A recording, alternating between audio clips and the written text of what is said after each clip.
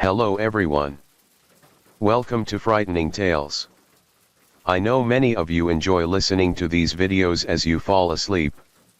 So, before you drift off, I'd love for you to leave a comment letting me know where in the world you're tuning in from. And, if you're enjoying the story, don't forget to like and subscribe. Alright, now let's get comfortable, relax, and dive into tonight's case. Story 1. It's the evening of March 10, 1995, and the Victoria concert hall stands bathed in a soft golden glow. Inside, the air is thick with anticipation, the kind that settles over a crowd waiting for something extraordinary to unfold. The Singapore Symphony Orchestra is about to perform, and the audience waits with bated breath. The lights dim, and a hush sweeps through the hall. Then the music begins. Somewhere among the crowd sits a man, and at first glance, he appears ordinary, just another concert goer. That's lost in the melody. He's Caucasian, perhaps in his mid-30s, with neatly trimmed hair and an impassive face. But if you watch closely, there's something unsettling about the way he carries himself. His eyes are alert, almost too aware, as though he's seeing beyond the beauty of the performance. His name is John Martin Scripps, and, unlike the rest of the audience, John's night won't end like everyone else's. While others will head home and carry on with their lives, John will return to a grim reality. By the next day, he'll be carrying out plans far more sinister than anyone around him could ever imagine. As the final note fades and the crowd rises to its feet, John stands as well. He claps along with everyone else, a polite smile stretched across his lips. Leaving the concert hall, he weaves through the bustling crowd out into the warm night air of Singapore. Less than 12 hours later, John would become one of Singapore's most wanted men. Within weeks, his name would spread across the country. 3 different continents tied to crimes that included brutal murders, calculated fraud, and a spree of deception that left investigators scrambling. It's unsettling to think that just 2 days earlier, he had arrived quietly from the UK, slipping into the country without raising a single alarm.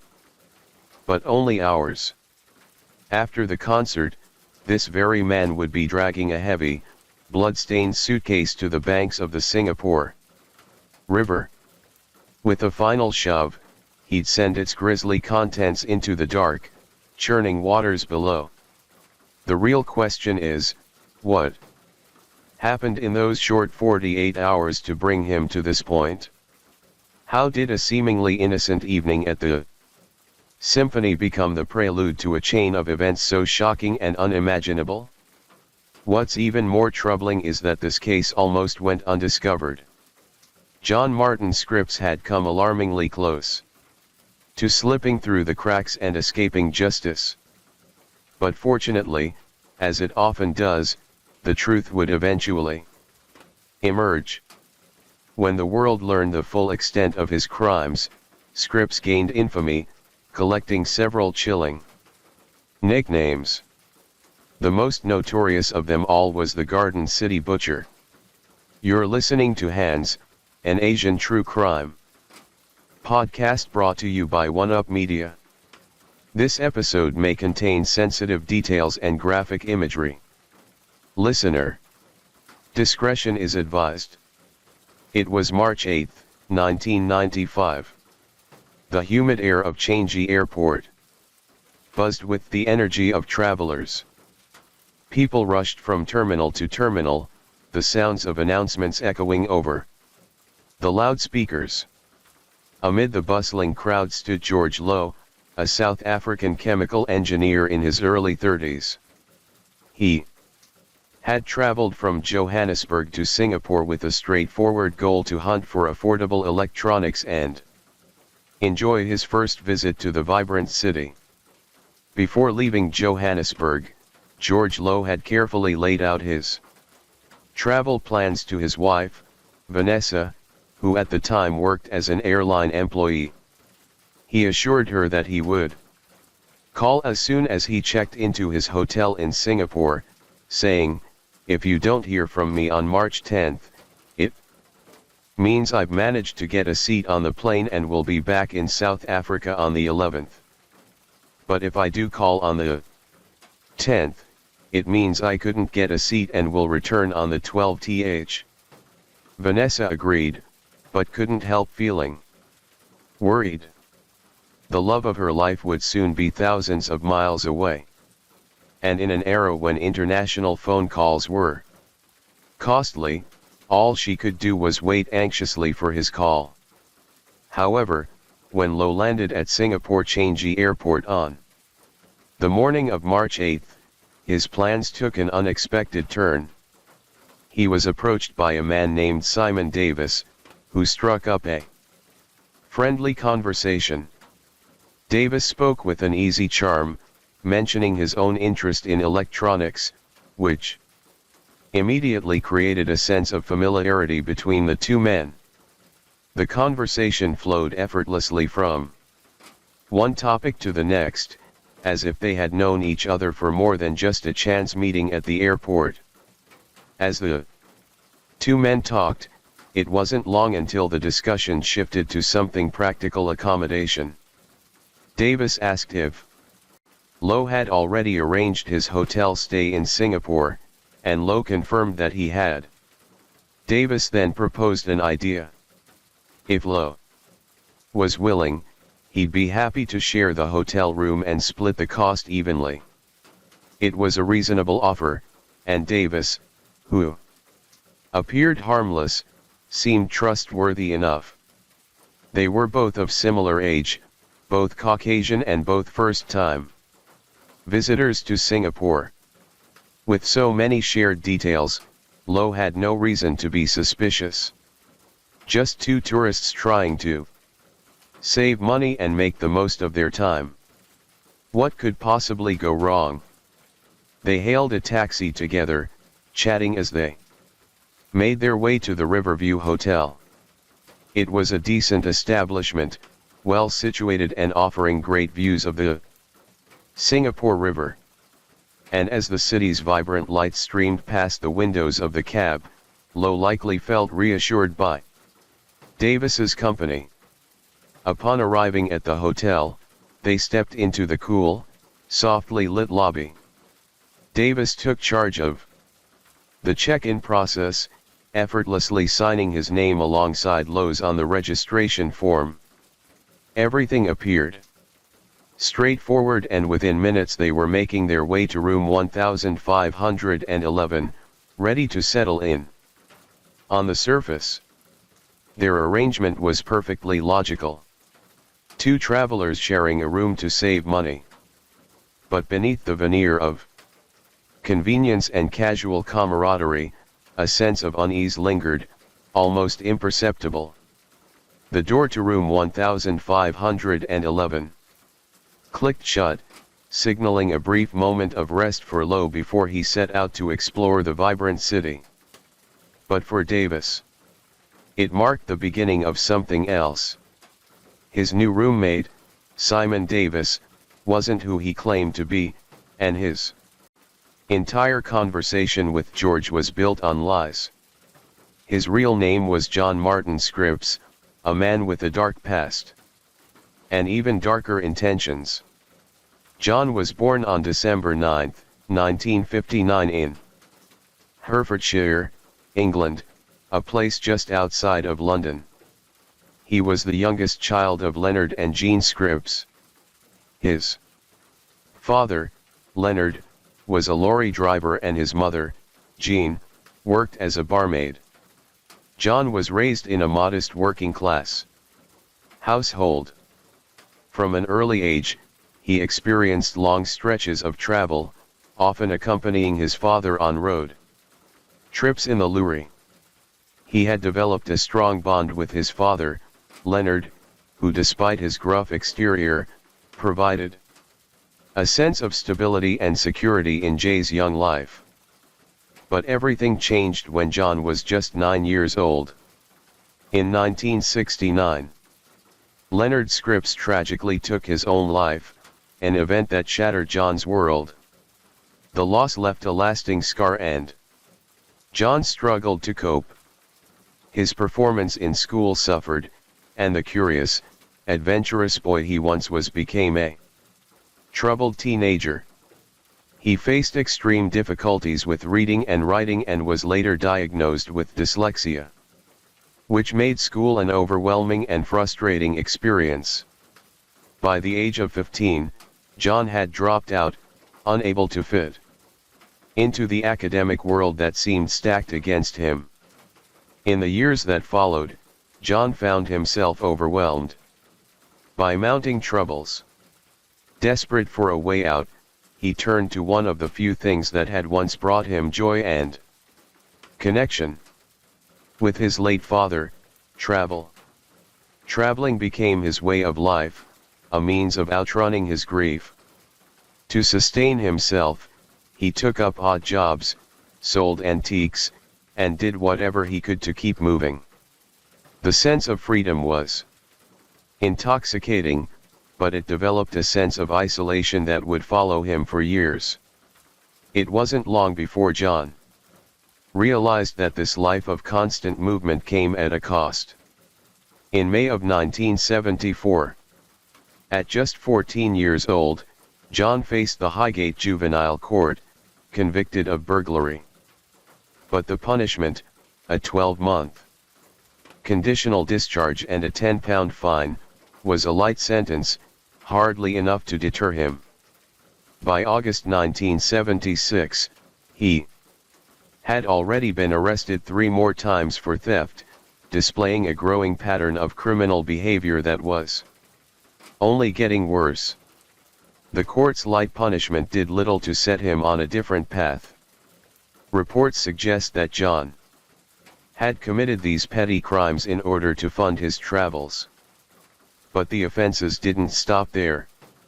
In June 1978, he crossed yet another line. This time charged with indecent assault and fined £40. On the surface, it seemed like just another youthful misstep, one more offense to add to a growing list of petty crimes. Yet, beneath the apparent triviality of this incident lay a disturbing pattern. John's crimes were getting bolder by the day. It was no longer just about theft or burglary, or rather crimes that were committed out of necessity. He was very likely committing these crimes out of thrill. In the late 70s, while traveling through Mexico, John met a woman named Maria Perel Arianos from the city of Cancun. It was an instant connection and the two quickly fell in love. Fast forward to the year 1980, the pair got married and began a life of adventure together. For the next 2 years, they journeyed side by side, but their travels came to an abrupt end. In 1982, when John was arrested and sentenced to a 3-year prison term for theft, burglary, and resisting arrest, Maria was deeply affected by his imprisonment and the strain on their relationship began to grow.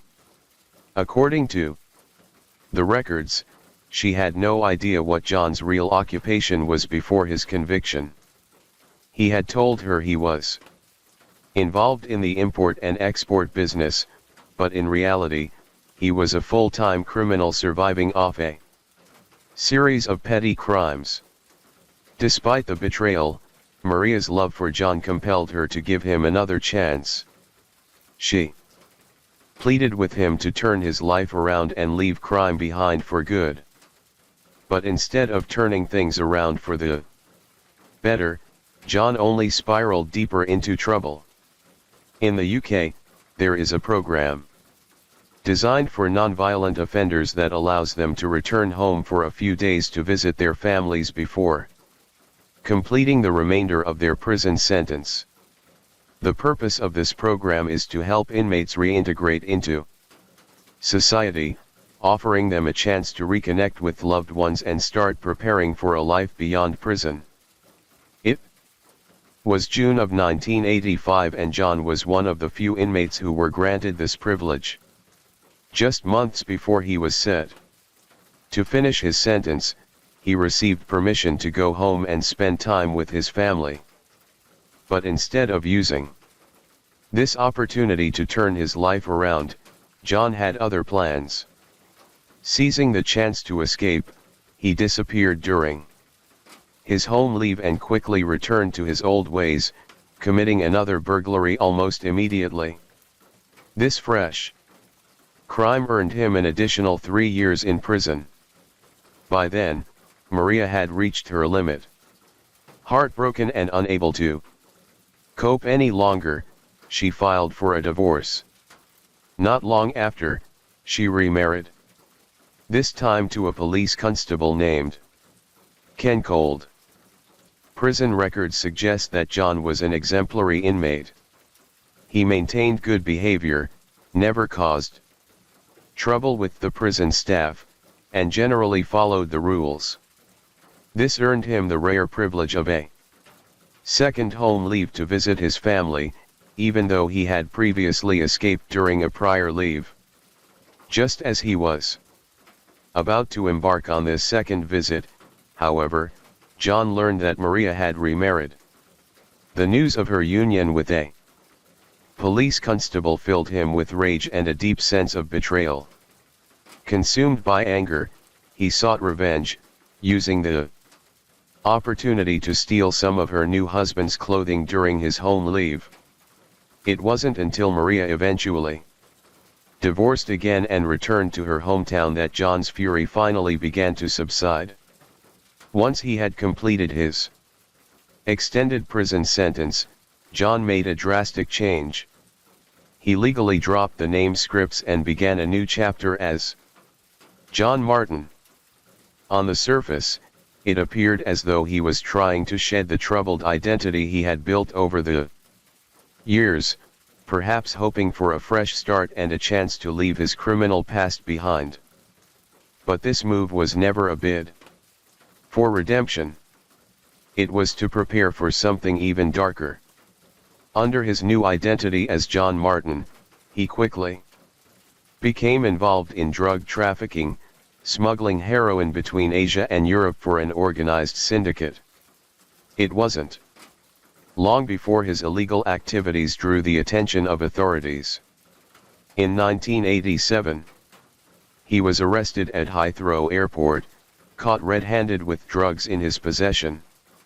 During the arrest, officers discovered a key on him, which led to a safe deposit box in Singapore.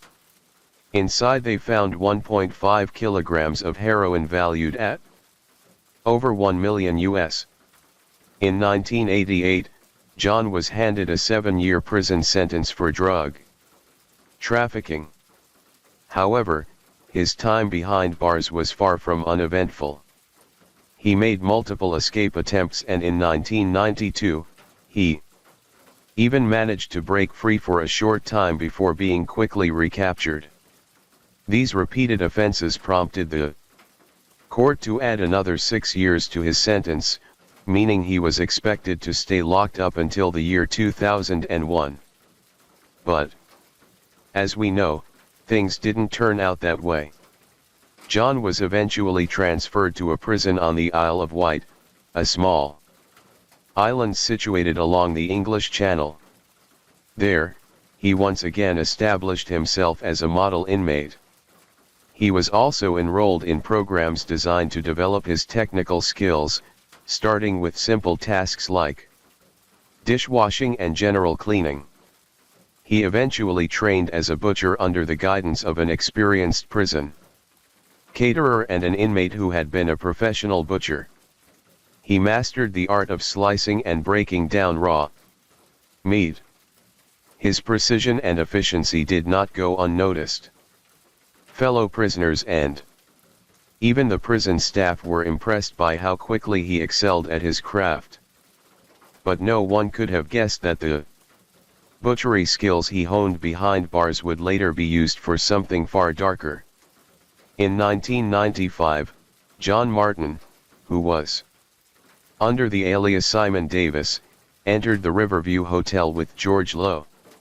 The next morning, John approached the hotel receptionist, casually asking for Lowe's name to be removed from the registration.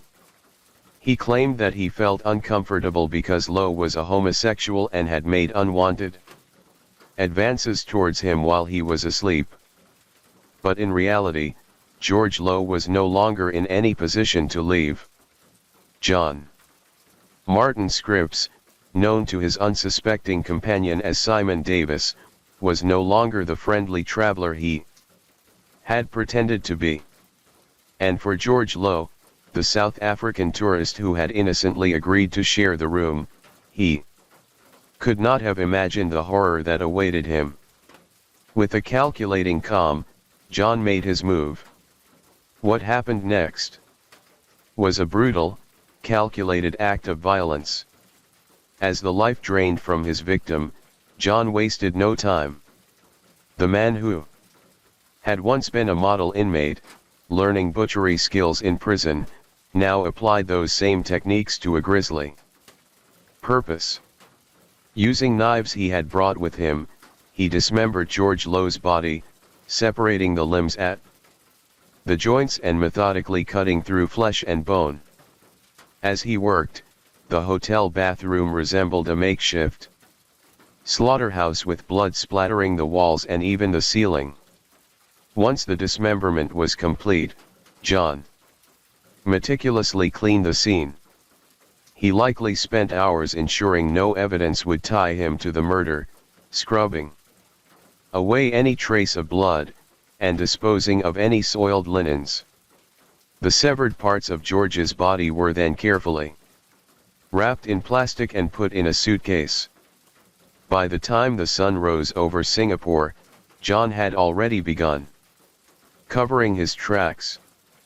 He had left room 1511, outwardly composed, and went about his business with an eerie sense of normalcy. Using Lowe's credit cards, he withdrew thousands of dollars buying electronics, sending gifts to his sister, and even enjoying a symphony performance, all while concealing the grisly truth of what he had done. But he wasn't finished. Under the cover of darkness, he dragged the heavy suitcase to the banks of the Singapore River and one by one released the contents into the churning water, watching as they disappeared into the depths. In his mind, the river would hide his crime, swallowing the evidence and leaving him free to continue his twisted journey. Or so he thought. On March 13th, 4 days later, a pair of severed legs neatly cut at the knees surfaced in a plastic bag off Clifford Pier. 3 days later, more body parts had been discovered, haunting the waters of Singapore with their gruesome presence. The islands authorities were now faced with a grim and perplexing mystery. Somewhere out there, a killer was on the loose. They couldn't yet determine if these remains belonged to a single victim or if they were dealing with multiple murders. But what sent a shiver through even the most seasoned investigators was the way the body had been dismembered. Each cut was clean and executed with deadly precision. Whoever had done this was a master at their craft. They were someone who knew exactly what they were doing, and that made them far more dangerous. But the real nightmare for the authorities was just beginning. Unbeknownst to them, their most wanted man was already gone, slipping away on a plane and vanishing beyond the borders of the country. Catching him would be a nearly impossible task, and the clock was already ticking. John Martin Scripps was no ordinary traveler. On the outside, he appeared to be a seasoned adventurer, someone well versed in navigating new cultures and cities. But beneath this facade lay a dangerous predator with a chilling image, one that had been honed through years of deception and violence. His life of crime was anything but straightforward. In October 1993, just 2 months after being transferred to a new prison, Scripps had escaped once again. This time after being denied parole. His mother, Jean, had even warned the authorities about his escape plans, but her concerns were dismissed. After breaking free, Scripps forged a new identity to continue pursuing his twisted ambitions. Using the birth certificate of a fellow inmate by the name of Simon James Davis, he acquired a passport which allowed him to slip away undetected. He then fled to Mexico, where he convinced the British embassy to issue him another passport, claiming he had lost his previous one. To the officials handling his visa, he introduced himself as John Martin. It was a name he used to slip seamlessly into the world of travel he adored, though this time his journeys were driven by far more sinister motives. On the morning of the 9th of March, 1995, there was no sign of George Lowe.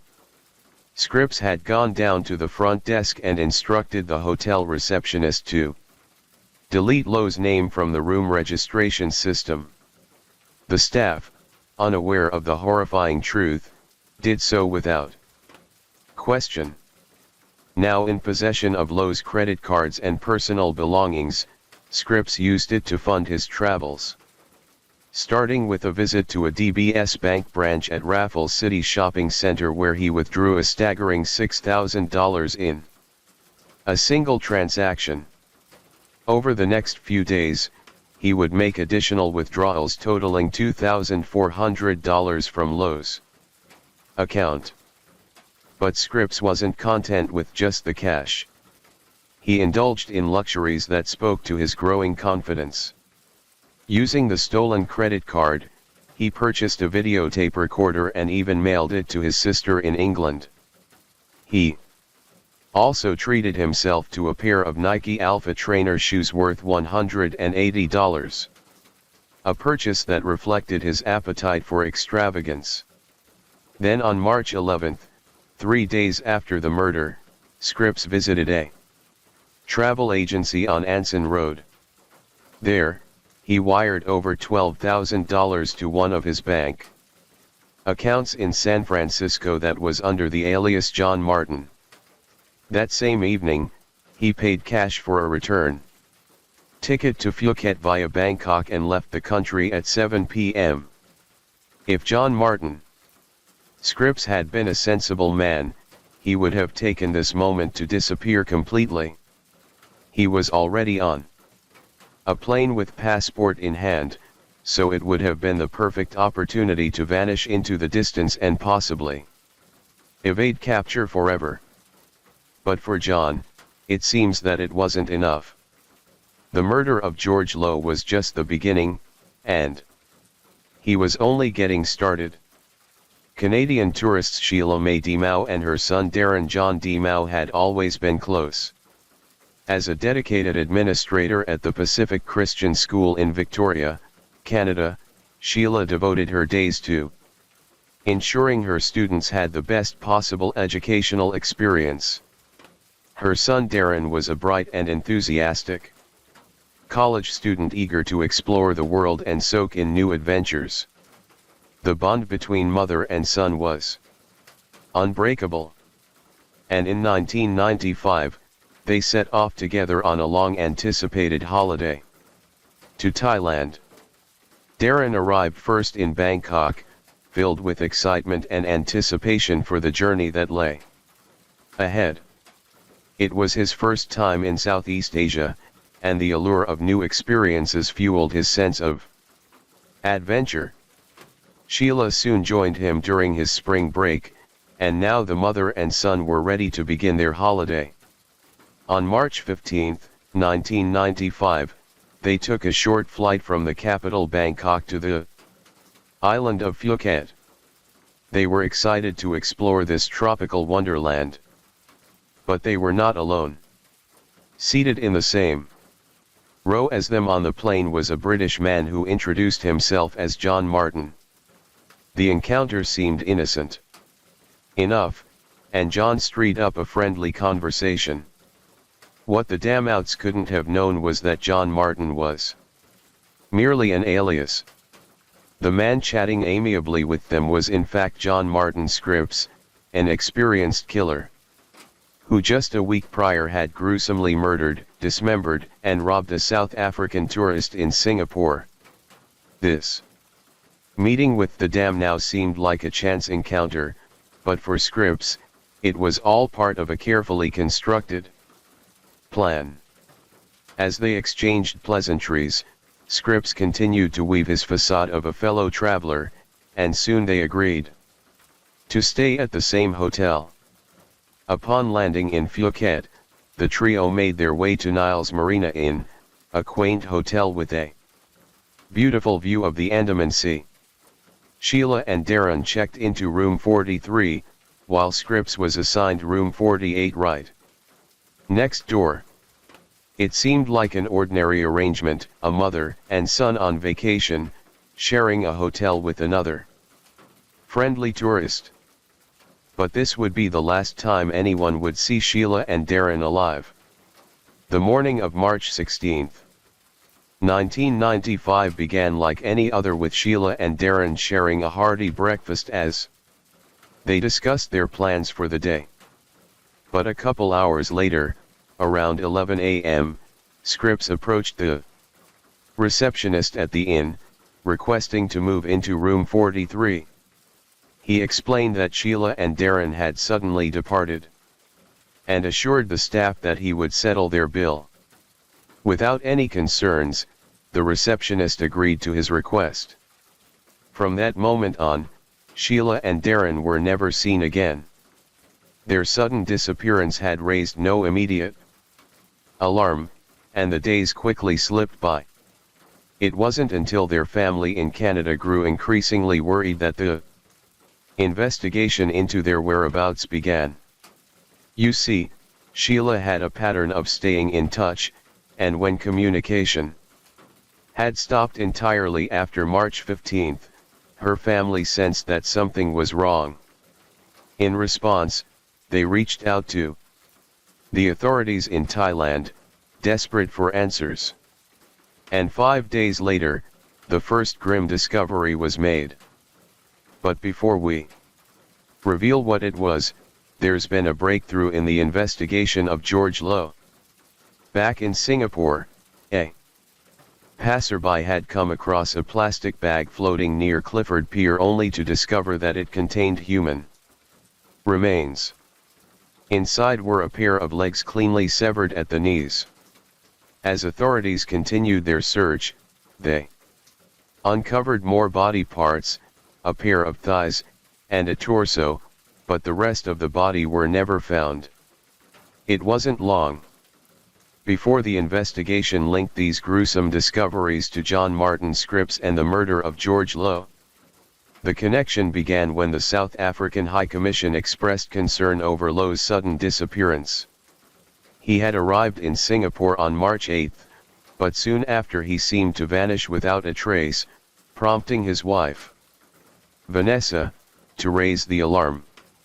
When George failed to call or return home to Johannesburg, a desperate and worried Vanessa reached out to his colleagues, who immediately began searching for any clues about his whereabouts. Once the authorities in Singapore received Vanessa's missing person report, they began investigating whether the body parts discovered near Clifford Pier could be linked to George. And it wasn't long before the evidence all started to point towards John Martin Scripps. Using hotel records and credit card transactions, police retraced John's steps. They discovered that he had stayed at the Riverview Hotel with Low under the alias Simon Davis. The hotel's Front desk staff also confirmed that both men had checked in together and shared a room. Traces of blood found in room 1511 further confirmed that a violent crime had occurred there. Additionally, investigators learned that Scripps had gone on a shopping spree using Lowe's credit card shortly after the murder and had packed the dismembered body parts into a suitcase before disposing of them in the Singapore River. The police swiftly launched a manhunt for John, retracing his steps back to where it all began, the airport where he had first encountered Lowe.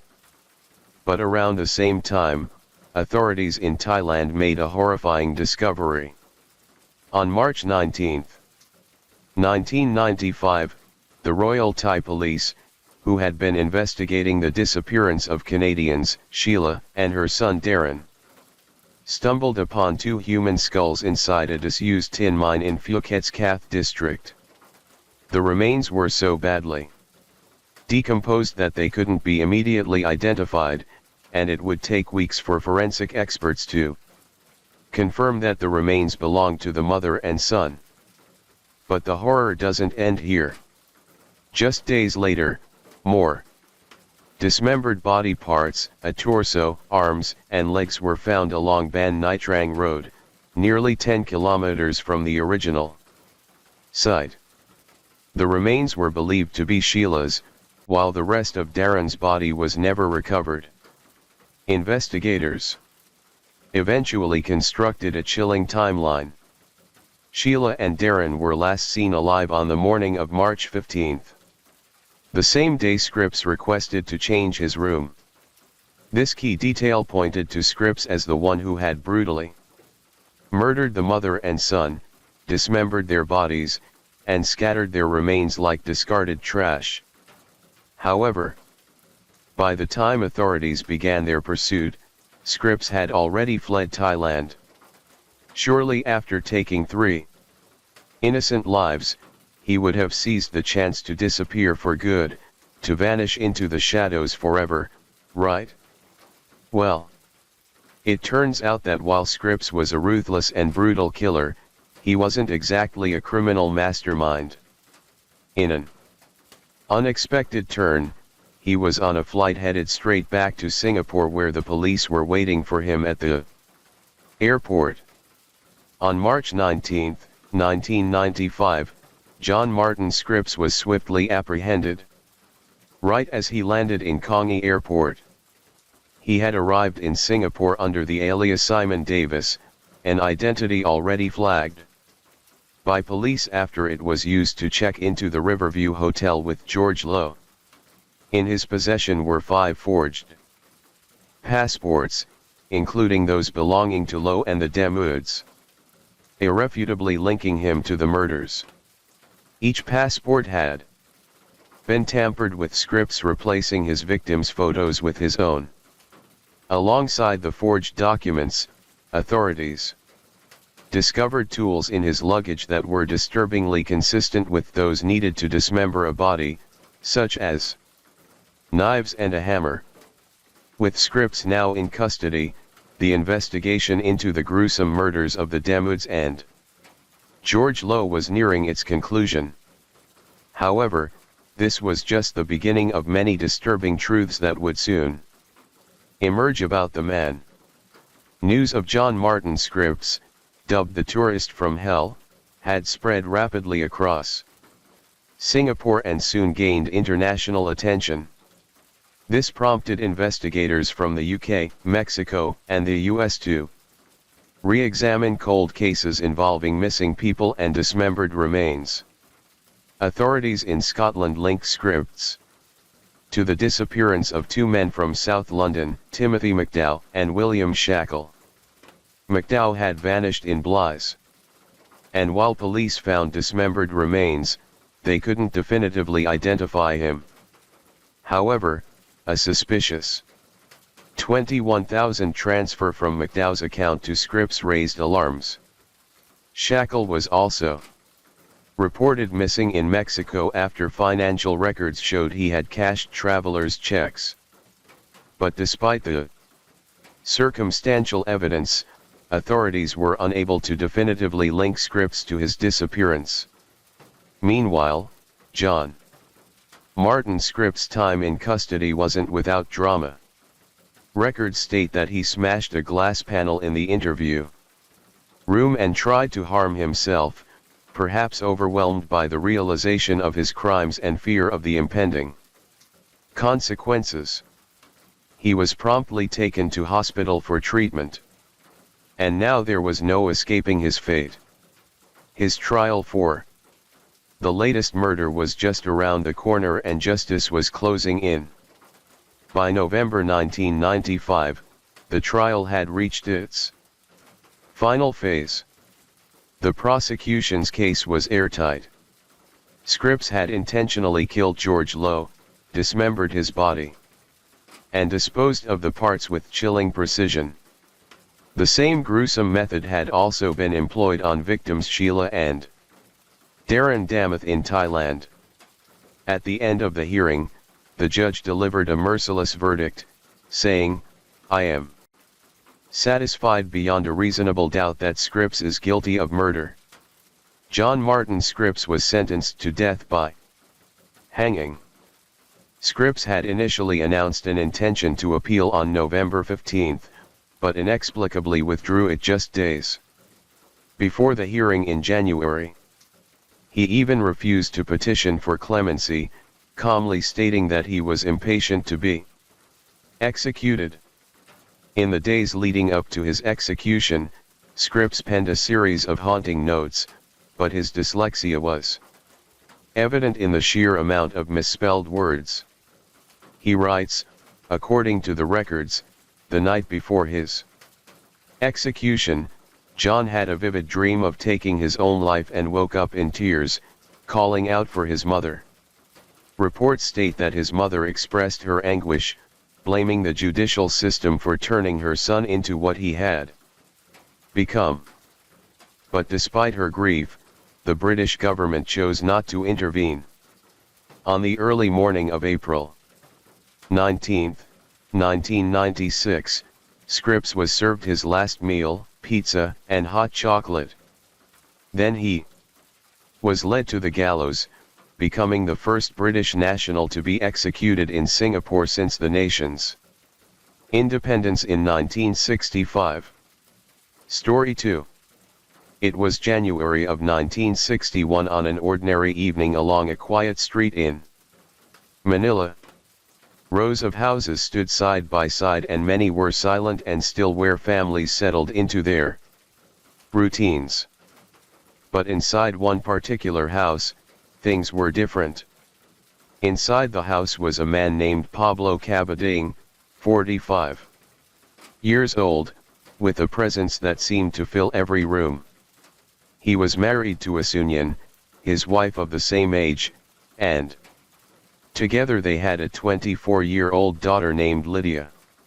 To anyone outside, they might have seemed like an ordinary family, and Pablo might have looked like a typical father, but those who lived under his roof knew otherwise.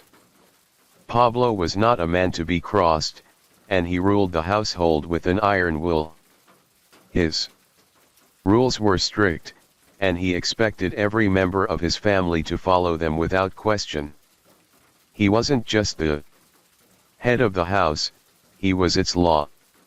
For his daughter, life under his watchful eye was far from easy. Each day she moved carefully, always aware of her father's gaze, and the consequences if she ever went against his wishes. To her, the house didn't feel like a home at all. It felt like a cage she could never escape. Yet she was a bright young woman with dreams of her own. And when she met a man who showed her kindness, a man who promised her something different, she saw a chance to break free. With him, she began to imagine a future where she could make her own choices, live her own life. But that hope would soon set off a chain of events, leading to one of the most tragic crimes the Philippines had ever witnessed. In January of 1961, the usual quiet of the street where the carb-baiting household stood was violently broken by the crack of gunfire. Gunshots. Neighbors later recounted how the shots pierced the silence of the night, jolting them awake and leaving them with a deep sense of unease. When the police arrived, they found themselves on the edge of a scene that would haunt them long after that night. Just outside the door, they could hear a faint, anguished voice from within, pleading for them to push it open. Slowly, they forced the door ajar and flicked on the light. The room was drenched in blood. The walls had been streaked red. Something unspeakable had happened here. There were multiple bodies that lay motionless on the floor, and each one of them had blood pooling beneath. As the police moved carefully through the room, a horrifying truth began to sink in. The entire carbiding family had been brutally slaughtered within their own home. Yet, amidst the devastation, a faint, desperate sign of life remained. One of them was still alive, fighting against the brutal injuries that she had suffered. It was the mother, 45-year-old Asunyan, lying amidst the blood-soaked floor. Her breaths came in shallow, ragged gasps that were barely audible. This was unlike anything the Philippines had witnessed in years. And the officers knew they had to move quickly. She was their only chance to understand what had happened in this house. They knew that if her life slipped away, so would the answers they desperately needed. In the Philippines, there's a famous writer named Jose Rizal, a man who many locals regard as a national hero till this day. You see, back in the 1800s, the Philippines was a colony under Spanish control. For over 3 centuries, Spanish forces held power over the islands, enforcing their rule through strict laws, taxes, and a heavy influence of the Catholic Church. Locals at the time lived under extreme social and economic constraints with limited rights and little voice in government. And amid this, a growing desire for reform and freedom began to spread among them, especially among the educated. This was the world that Jose Rizal was born into. A world where speaking out against the government was dangerous, but for him necessary.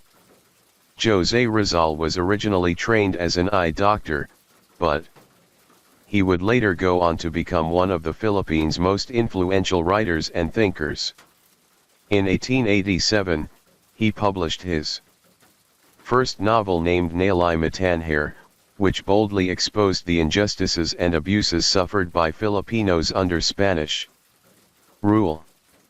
This book, along with his later works, became foundational to the Filipino propaganda movement, a campaign that advocated for political reforms and greater rights for the Philippine colony. However, several years later, he was arrested for rebellion and was executed by the Spanish government. Yet, even though the man died, his words lived on. It laid the foundation for the Philippines' journey toward independence, inspiring a collective fight against oppression and igniting a sense of national pride. Through his novels and essays, Raul awakened a spirit of resistance, one that rallied Filipinos from all walks of life to stand together in the struggle for freedom. He became a symbol of hope, a guiding light that reminded them that even under the harshest rule, the Filipino people's desire for justice and self-determination would never be extinguished. In his book, there's a woman named Maria Clara. To generations of Filipinos, she's a symbol, a name that carries the weight of what society has long expected from women. Maria Clara is the daughter of a wealthy Filipino woman and a Spanish priest, raised by her family to be the perfect woman. She's gentle, quiet, and deeply loyal. She embodies the qualities that were and still are often praised in women: obedience, modesty, and devotion to family. Maria Clara was engaged to her childhood love, Crostimo Ibarra, a young man with dreams of transforming the Philippines. And together, they had dreams for a bright future. But their plans were torn apart by political forces beyond their control. And Maria Clara had no choice but to choose between love and duty. In the end, she retreats to the solitude of a convent, giving up her dreams to preserve her family's honor. Over time, Maria Clara became a model for what society believed women should be: quiet, loyal, and enduring. Her story grew into an ideal of womanhood, where a woman's worth isn't defined by her own desires or ambitions, but by how well she served the needs of others. In this view, breaking free from these expectations could be seen as selfish, even shameful, especially if it meant bringing dishonor to one's family. For many Filipino women, Maria Clara's story still lingers. They feel the pressure to embody those same qualities. To be strong yet quiet, selfless yet restrained. And if they didn't meet these expectations, it could lead to judgment or rejection. However, for many, this ideal has become less of an inspiration and more of a burden. It's a constant reminder of the constraints placed on women's freedom and individuality. But what happens when this weight becomes unbearable? Sometimes she surrenders and endures a life of silent submission. But other times it ends in blood. In the 1960s, Metro Manila was a city caught between old world charm and the promise of modernity. Spanish and American influences had shaped every corner of the city. From the European architecture of ancestral homes to the Hollywood inspired fashion on the streets, men were often seen in tailored suits and women wore velvet gloves and large pearls around their necks. During this period, social status was everything, particularly for families with close ties to the government. For the Cabadating family, it was no different. Pablo Cabadating, in particular, seemed acutely aware of how others saw him. Though no one could say for sure, it was obvious from his demeanor and actions that he wanted to be perceived as powerful, successful, and perhaps even noble to him. Projecting an image of prestige was not just important, it was essential. In 1961, 45-year-old Pablo Cabadating was a plainclothes officer with the Manila Police Department. He's often described as someone who carried himself with authority. He was very tall and often stood out because of his height, and he also had a striking choice of colors and clothing which gave him a youthful appearance. His wife Asunyan, on the other hand, was described as a reserved woman, but she never failed to respond immediately to her husband's commands. Together they had a daughter named Lydia, as well as an adopted son who was 8 years old at the time. However, because Pablo was such an intense man, records indicate that both the young boy and even the household maids kept to the background, careful never to cross him. Pablo was known to be overbearing and kept a close, almost obsessive watch over his daughter, Lydia. Records state that as Lydia was growing up, he would threaten any young man who showed any interest in her, making it nearly impossible for Lydia to maintain any relationships. Under her father's intense scrutiny, Lydia's boyfriends rarely lasted long. Then, during her time as a medical intern, Lydia met 36-year-old Dr. Leonardo Quintanon, a professor at the University of Sto. Tomas. Leonardo had recently returned from a 6-year stint overseas, and was immediately drawn to Lydia's quiet demeanor, which complemented his own reserved nature. The two soon grew close, and it wasn't long before they began dating and introducing each other to their families. When Pablo met Leonardo, he surprisingly approved of him, an unusual reaction considering how he had treated Lydia's past suitors. With a rare hint of pride, Pablo admitted to Leonardo that most of the men who were interested in Lydia couldn't endure more than 10 minutes in his presence before leaving. But with Leonardo, it was different. Pablo even looked him in the eye and said, "I like you," showing an unexpected acceptance, a rare moment of approval in his otherwise strict control over Lydia's relationships. However, despite approving of Leonardo, Pablo continued to force himself into Lydia's life, often tagging along on the couple's outings, even joining them on their movie dates. Eventually, when Lydia and Leonardo expressed their wish to marry, Pablo agreed, but made his expectations clear and unbending. He demanded a grand wedding and a substantial dowry as the conditions for his blessing. The guest list he drew up also spoke volumes about his ambitions.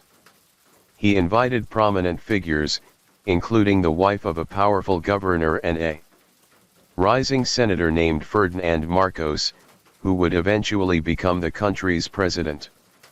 For Pablo, this wedding wasn't just about Lydia and Leonardo starting a life together. It was his chance to make a statement. He wanted everyone to see the Cavading family as important, as powerful, and under his command. But despite this, his most extreme demand was that the couple continued to live with him in the family home on Zapat Street after their marriage. Pablo had designed and built this house himself. And more than anything, he envisioned it as a place to keep Lydia by his side indefinitely. At the time, Leonardo was deeply in love with Lydia and hopeful for the life they could build together. Though he may have had his own reservations, he agreed to Pablo's demands, seeing it as a necessary step for their happiness. And so the marriage took place with all the grandeur Pablo had insisted upon. Afterward, the young couple moved into the house on Zapat Street, settling into a life that Leonardo hoped would be a new beginning. But any dreams of starting fresh soon felt overshadowed by the watchful presence of Pablo, who now had them exactly where he wanted, within the walls of a home that he controlled.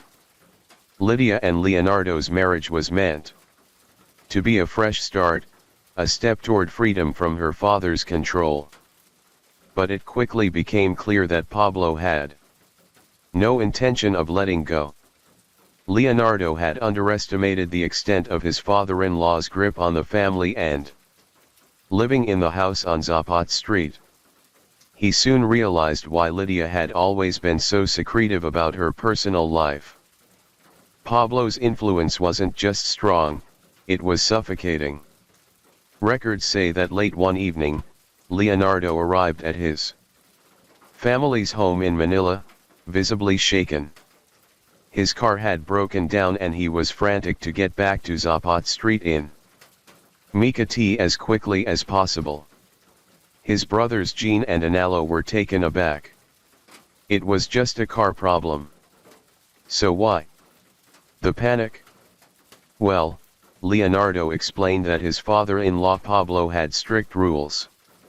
Everyone in the house had to be back by a set hour each night because after that the doors were locked and no one would be allowed in.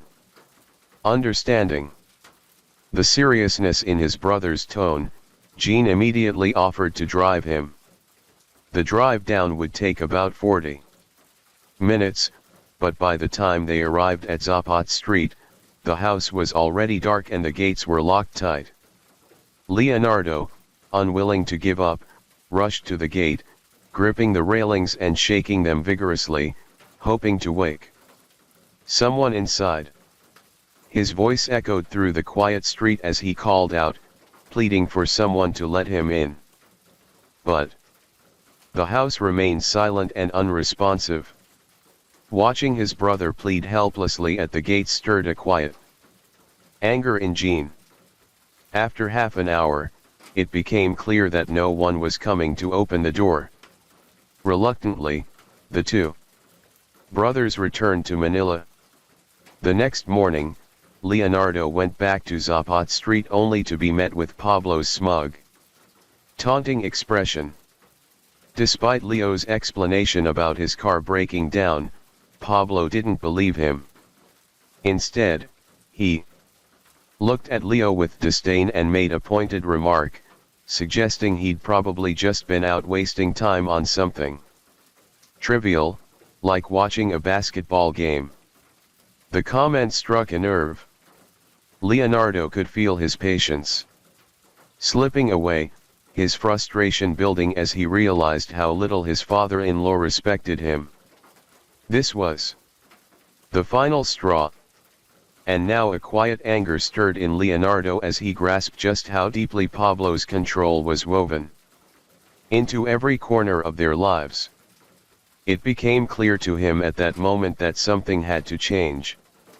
Determined to take back control of their lives, he spoke with Lydia and together they decided that they couldn't continue living under Pablo's tight grip. They had to leave and start their lives fresh, free from her father's rules. And so that afternoon, the couple approached Pablo in the living room to ask for his permission to move out. But as they spoke, a heavy silence filled the room. Pablo's response to the couple was chilling. He said that if Lydia had dared to leave with Leonardo, he would shoot her in the head right before his eyes. The ultimatum was terrifying, but for Lydia, it was even worse. At that moment, she realized that her own father would rather put a bullet in his own flesh and blood than allow her to live independently with her husband. From that point on, things started to go downhill. Starting from the moment that Leonardo confided in his younger brothers, Jean and Analo, at their family home in Santa Mesa, Manila, Leonardo described the suffocating control that his father-in-law wielded over every aspect of their lives. He shared how the man insisted on being present everywhere they went, joining the couple on their dates, sitting beside them at restaurants, and even riding along in their taxis. Records state that on multiple occasions, Pablo would force Lydia to sleep in her mother's room instead of sharing a bed with her husband. Leonardo also recounted the humiliation he felt when he was forbidden from attending Lydia's oath-taking ceremony at her graduation from medical school, insisting he had no right to be there. Hearing this, Jean and Analo exchanged uneasy glances. They recognized how dangerously possessive Pablo had become and urged Leonardo to take precautions. They even suggested he considered getting a gun to protect himself. But Leonardo, ever so patient and hopeful, clung to his faith instead, believing that it would keep them safe. His brothers, though skeptical, understood his resolve. Yet, despite Leonardo's quiet prayers and belief in divine protection, nothing could stop what was coming. As the months went by and the situation became increasingly unbearable, Leonardo made the difficult decision to move out. However, he knew that he couldn't bring Lydia with him. She was too frightened of her father to leave. It was a heart-wrenching choice, knowing he had to leave the woman he loved most in the hands of a man that he believed was dangerously unstable. The thought of abandoning her must have weighed heavily on him, but the reality of Pablo's oppressive rule left him feeling that he had no other choice. And so he packed his things and left. After he left the home on Zapat Street, Leonardo found himself unable to reach Lydia for weeks. Pablo had cut off all means of communication, and Lydia wasn't allowed to leave the house unless she was accompanied by a family member. Her isolation was near total, and any hope of reconnecting seemed out of reach. However, the situation shifted slightly.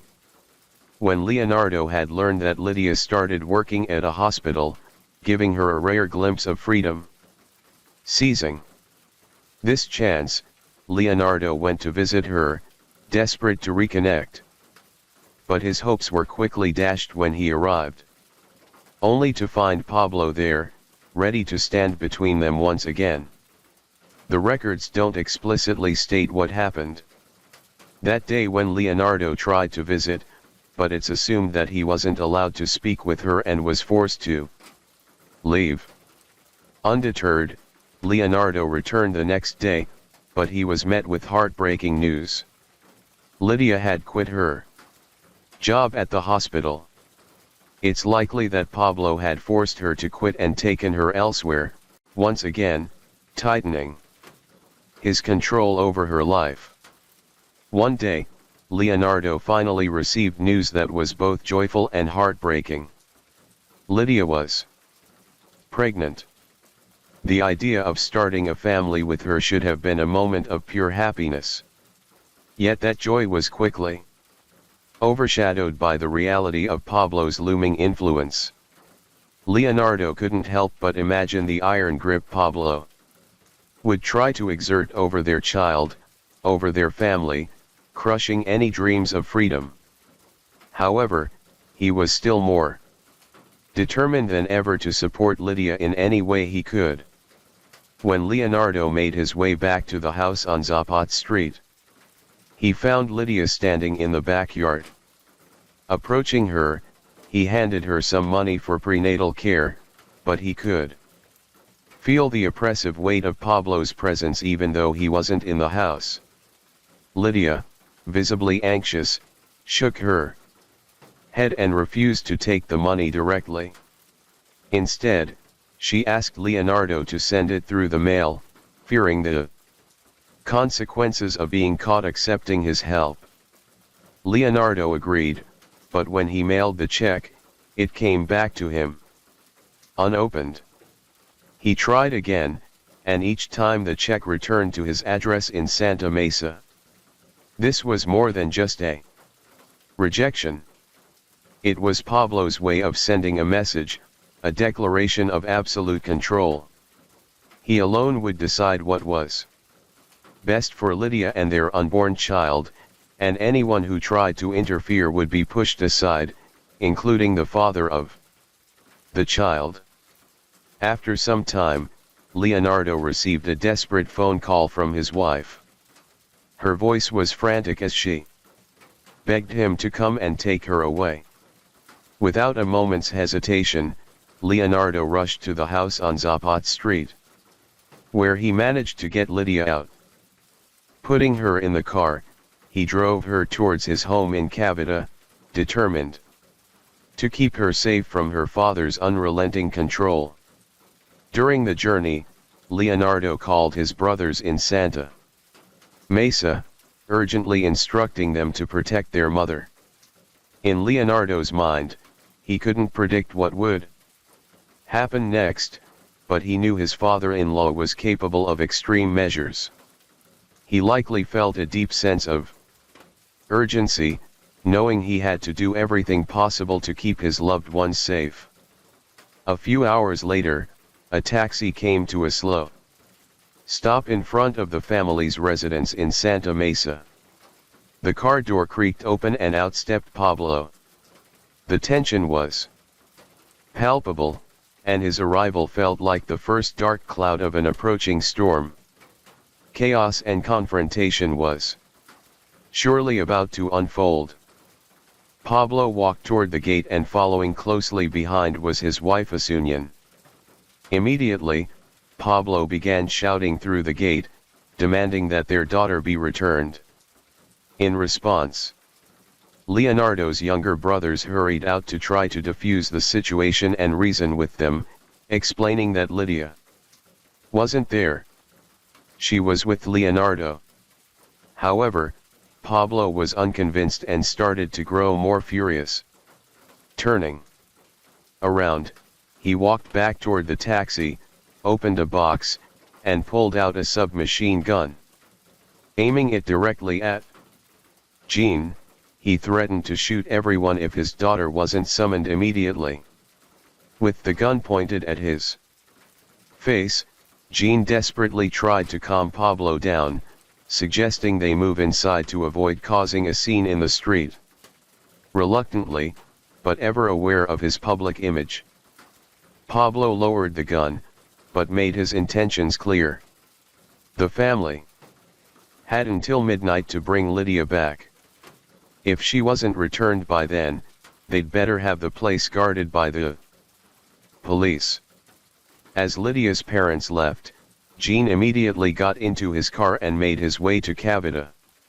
When he arrived, he recounted the terrifying events that had just unfolded in Santa Mesa. He described the moment Pablo had pointed a gun directly at him, the fear that gripped him as he stared down the barrel. Lydia had to be returned by midnight or the consequences would be dire. Overwhelmed and desperate, Lydia had reached her breaking point. Turning to Leonardo, she admitted that throughout her life, she had never been truly happy. She revealed the truth about Pablo's violent temper, saying that all it took for him to turn from smiles to anger was the snap of a finger. At this point, Lydia was in tears, and Leonardo found himself at a complete loss. Caught in the midst of an intense and overwhelming dilemma. However, despite multiple warnings from those around them, Lydia and Leonardo decided to return to the house on Zapata Street. Fearing for the worst, Jean and Leonardo's father, worried but determined to help, offered to accompany them to try and reason with Pablo. When they arrived, the situation was anything but expected. Pablo greeted them with an unexpected warmth. He was all smiles, cheerful, and welcoming, even assuring them that he had no problem with Lydia moving out. It almost felt like a complete 180-degree switch in his personality. Nevertheless, the family was immediately overcome with a sense of relief and joy, believing that perhaps everything had been a huge misunderstanding. Even Lydia and Leonardo were taken aback, though pleasantly surprised. Pablo had said those words in front of everyone, so they felt confident he meant them. It seemed like things might finally be turning around. But that feeling of calm was fleeting because the next morning, the hope they had clung to would take a dark turn. On the morning of January 18, 1961, Pablo reached out to Lydia, who was staying at Leonardo's family home, claiming that her mother had fallen ill and was asking to see her. Lydia knew this game all too well. She recognized it as yet another ploy to lure her back to Zapata Street. Her heart sank, but she also saw this as a chance to gather her belongings and hopefully leave that house for good. Concerned for her safety, Leonardo asked his brothers to go with her. When they arrived at Zapata Street, an eerie silence hung over the house. They found Asunyan lying on the couch, fast asleep. Lydia wasn't fooled. She knew that her mother was feigning her illness and pretending to be asleep. Without hesitation, she headed upstairs to start packing her things, determined to make this her final goodbye. Meanwhile, brothers Jean and Enlo stayed downstairs, trying once again to reason with Pablo, but his grip on Lydia remained as firm as ever. Their conversation was cut short by a sudden crash from upstairs. Pablo excused himself, and a tense, awkward silence filled the room as they waited. Minutes later, he returned with Lydia, who was clutching a crucifix tightly in her hands. Her face was blank, her voice weak as she asked her brothers to leave with Pablo standing ominously by her side. Nonillo tried to insist on staying, but Lydia reassured him, saying she would be fine. But deep down, the brothers knew she wasn't safe. Eventually, Jean and Nonillo returned to Manila and made a call to Leonardo with grim news. Once again, Lydia was trapped in the house on Zapat Street. Furious and determined, Leonardo made up his mind to return immediately. Jean, concerned for his brother's safety, urged him not to go alone. But Leonardo, driven by desperation, ended the call and got ready to leave. Understanding the urgency, Nonillo volunteered to go with him as Jean had to be at work and couldn't join them. Leonardo had reached his breaking point with the man he called his father-in-law. He knew this had to end. He either confronted Pablo now or risked having his life and Lydia shattered forever. When they arrived at Zapat Street, they were greeted by an unusually calm Pablo, who directed Leonardo upstairs. Leonardo silently nodded and made his way up. Pablo remained in the living room with Nonillo, offering him a cup of coffee and making oddly friendly conversation, though the tension was undeniable. Something felt terribly wrong, and Nonillo couldn't shake the feeling off. Moments later, he noticed Asunyan quietly carrying a glass of milk up the stairs and slipping into Lydia's room. The house fell into a heavy silence until suddenly a woman's scream shattered the air, followed by soft, desperate sobs. Nonillo's heart raced as he clutched the coffee cup while Pablo turned to him with a disturbingly casual smile. Then Pablo calmly stood, made his way upstairs, and entered Lydia's room, leaving the door slightly ajar. The silence that followed was suffocating. As Nonillo heard the door click shut, a series of gunshots rang out.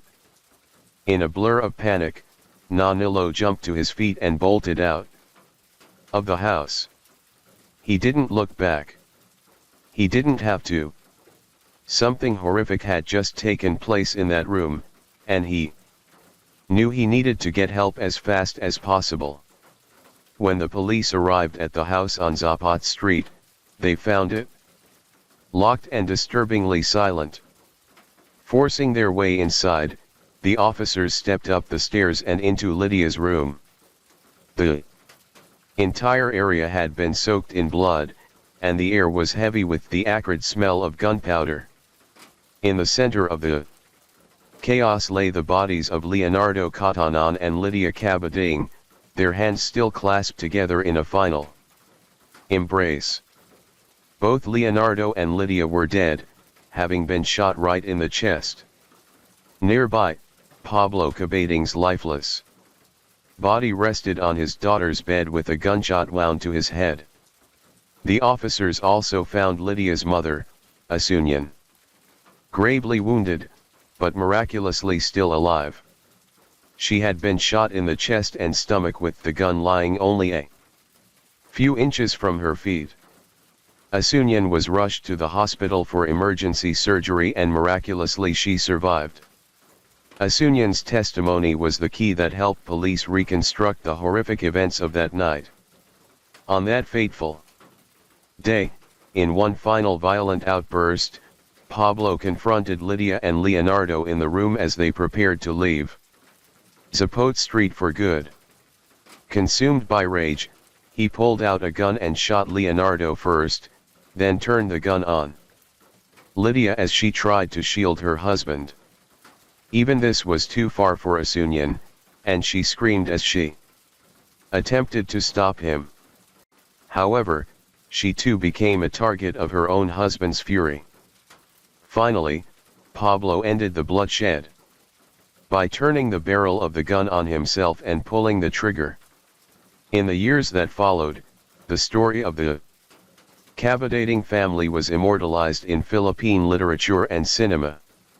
Award-winning Filipino writer and journalist Nick Wim recounted the chilling case in his short story, The House on Zapat Street. This book went on to inspire a film that was released in 1981 called Kisap Mata, which portrays an obsessive father's unyielding hold over his only daughter.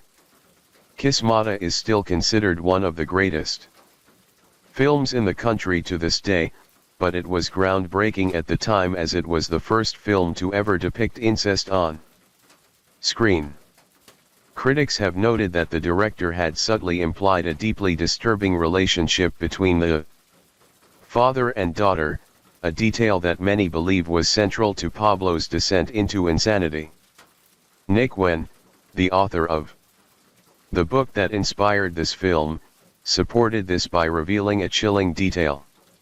Unbeknownst to the young couple, Pablo would sometimes hide under their bed as they slept.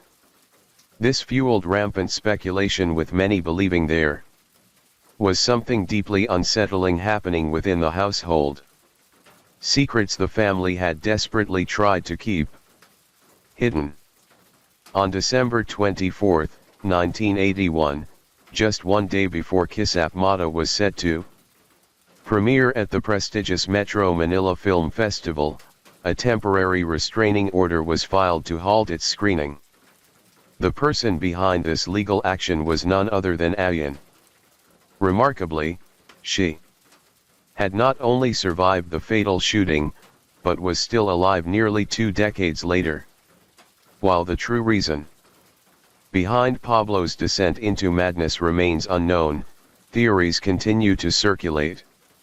Records don't state if Asunyan is still alive today, but if anyone holds the full truth of what happened on Zapat Street, it most probably would be her. However, it appears that some secrets are destined to remain hidden forever. Story 3. It's March 29, 1989. In the city of Tokyo, Japan, the air was heavy with gray clouds hanging low over the skyline.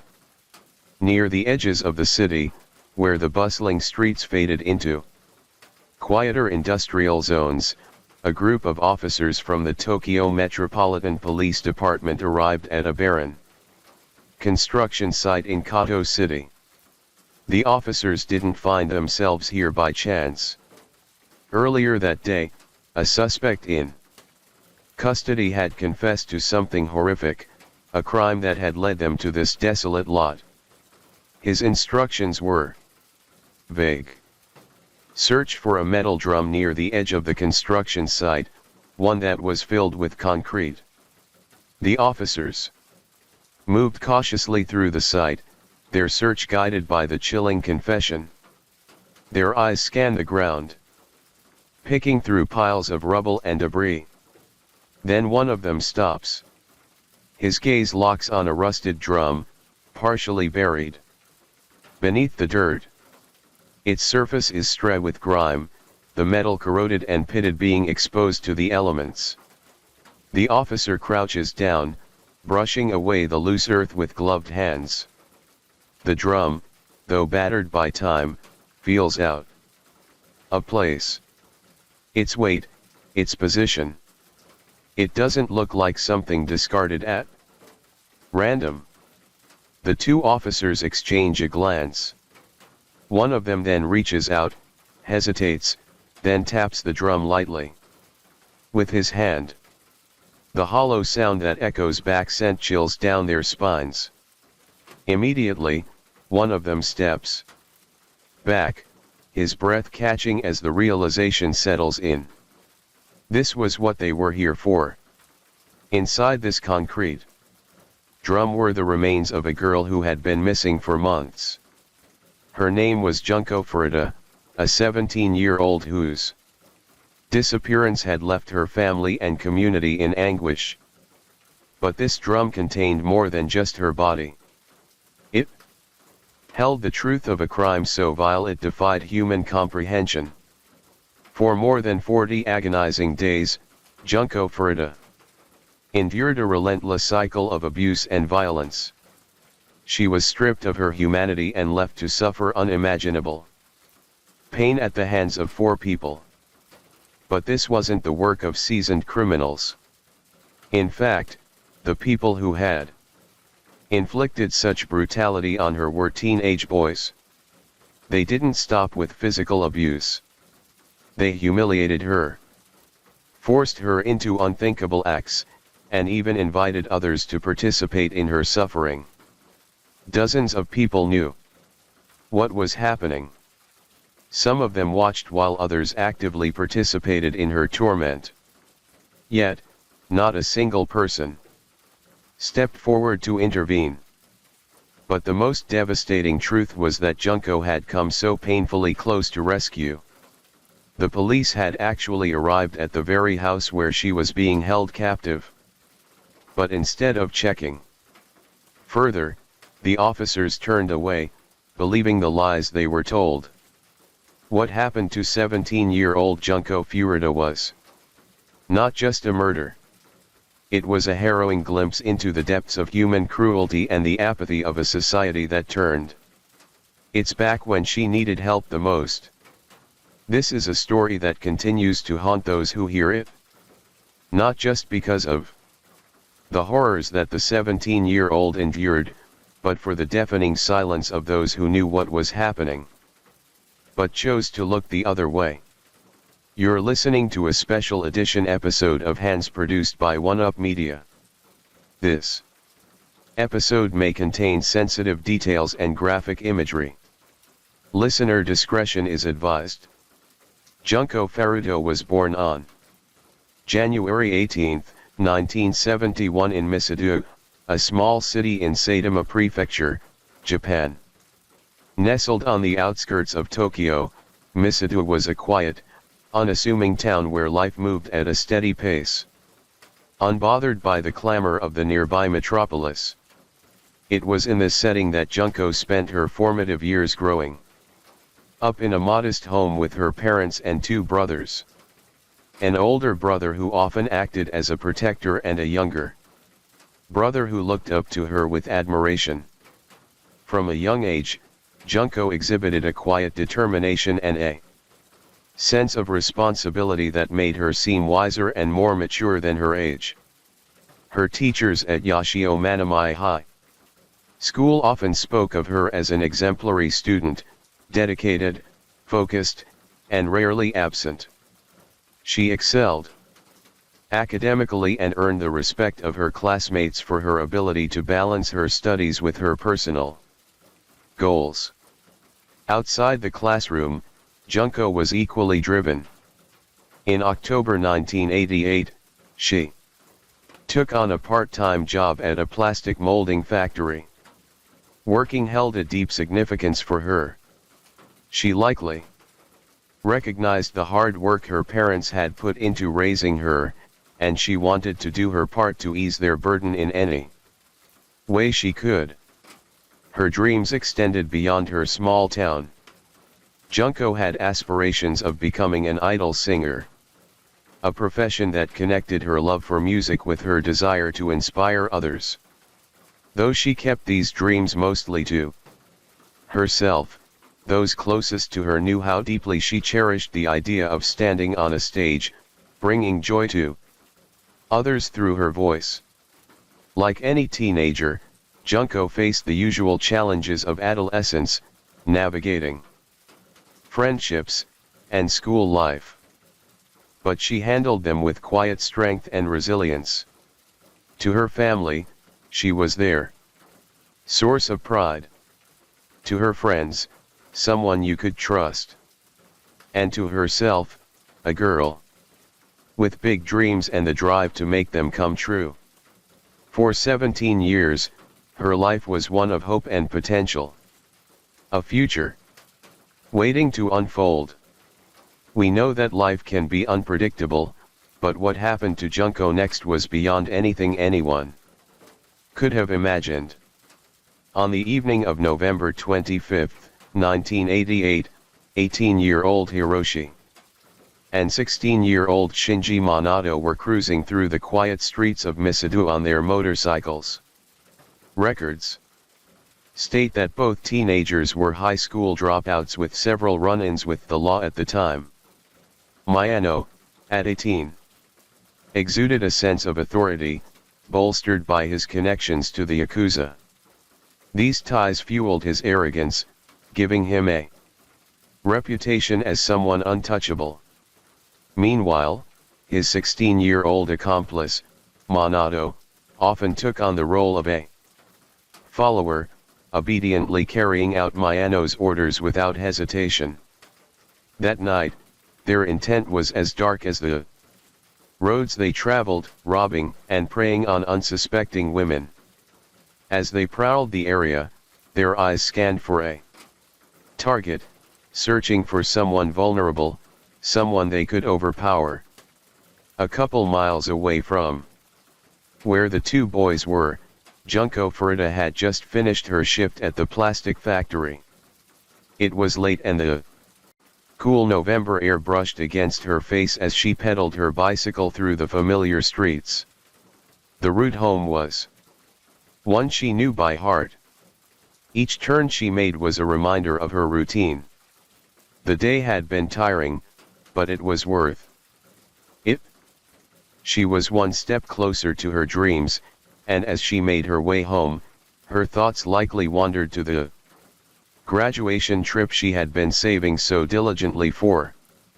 It was this sense of purpose that kept her going, even on days when exhaustion crept in. Unbeknownst to Junko, her path would soon intersect with Minato and Minato, and her world would take an unimaginable turn. From a distance, Minato spotted her, a lone girl on her bicycle, heading home. She was exactly the kind of target they were looking for. Acting on Minato's orders, Minato accelerated his motorcycle, swerving close enough to kick Junko off her bicycle. The sudden impact sent her crashing to the ground, her belongings scattering as the two sped off into the shadows. But didn't leave. Instead, he circled back, slowing to a stop near the scene. With Junko still on the floor, he approached her. Appearing concerned, he offered to walk her home. A gesture that seemed kind and protective, perhaps still shaking and vulnerable from the sudden fall, Junko accepted his offer. However, as they walked, subtly guided Junko away from her usual route, leading her toward a desolate area where an abandoned warehouse loomed in the shadows. Junko, still reeling from the earlier attack, likely felt unease creeping in as her surroundings became less familiar. She might have hesitated, her steps slowing. But Minato's calm demeanor offered a sense of reassurance. Once they reached the warehouse, the atmosphere shifted sharply. Myo's mask of concern dropped, replaced by a cold and menacing presence. His posture stiffened, and his tone turned sharp and commanding. Turning to Junko, Minato claimed that he was a member of the Yakuza, and if she refused to follow his orders, she would face severe consequences. Trapped and powerless, Junko's options vanished. Before her, she was alone, far from the safety of her home, and in the clutches of someone whose intentions were anything but kind. Fearing for her life, she had no choice but to comply. The moments that followed marked the beginning of a harrowing ordeal that would strip away her freedom, her dignity, and eventually her life. After Luring Junko into his control, Mayano hailed a taxi and took her to a hotel in Adaka. There, away from any prying eyes, Mayano launched his assault. He raped her repeatedly, exploiting her vulnerability and isolation. In that confined space, Junko was left entirely at his mercy. After committing the assault, Mayano made a call to a man named Joe Agura, one of his closest accomplices. Over the phone, he boasted about what he had done, describing the events in detail. Disturbingly, Agura was excited to hear about this and encouraged Mayano to take things further. He advised him not to release Junko, citing the potential consequences if he were to let her go. He then contacted his other accomplices, Minato and Yasushi Watanabe, to inform them of the situation. Together, the four boys began devising a plan that would become one of the most harrowing crimes in Japan's history. Several moments later, in the early morning hours of November 26, led Junko to a park near the hotel. However, Agura, Minato, and Yasushi Watanabe were already there waiting.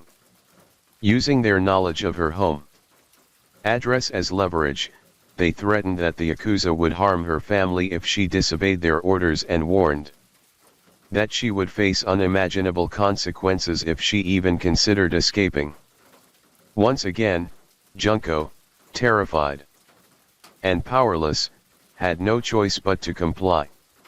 As the group stood in the park, there must have been a brief but deliberate discussion about what to do with her next. Releasing her wasn't an option. Agura had already made it clear that she couldn't be allowed to leave, and the group knew full well the consequences of her going to the authorities.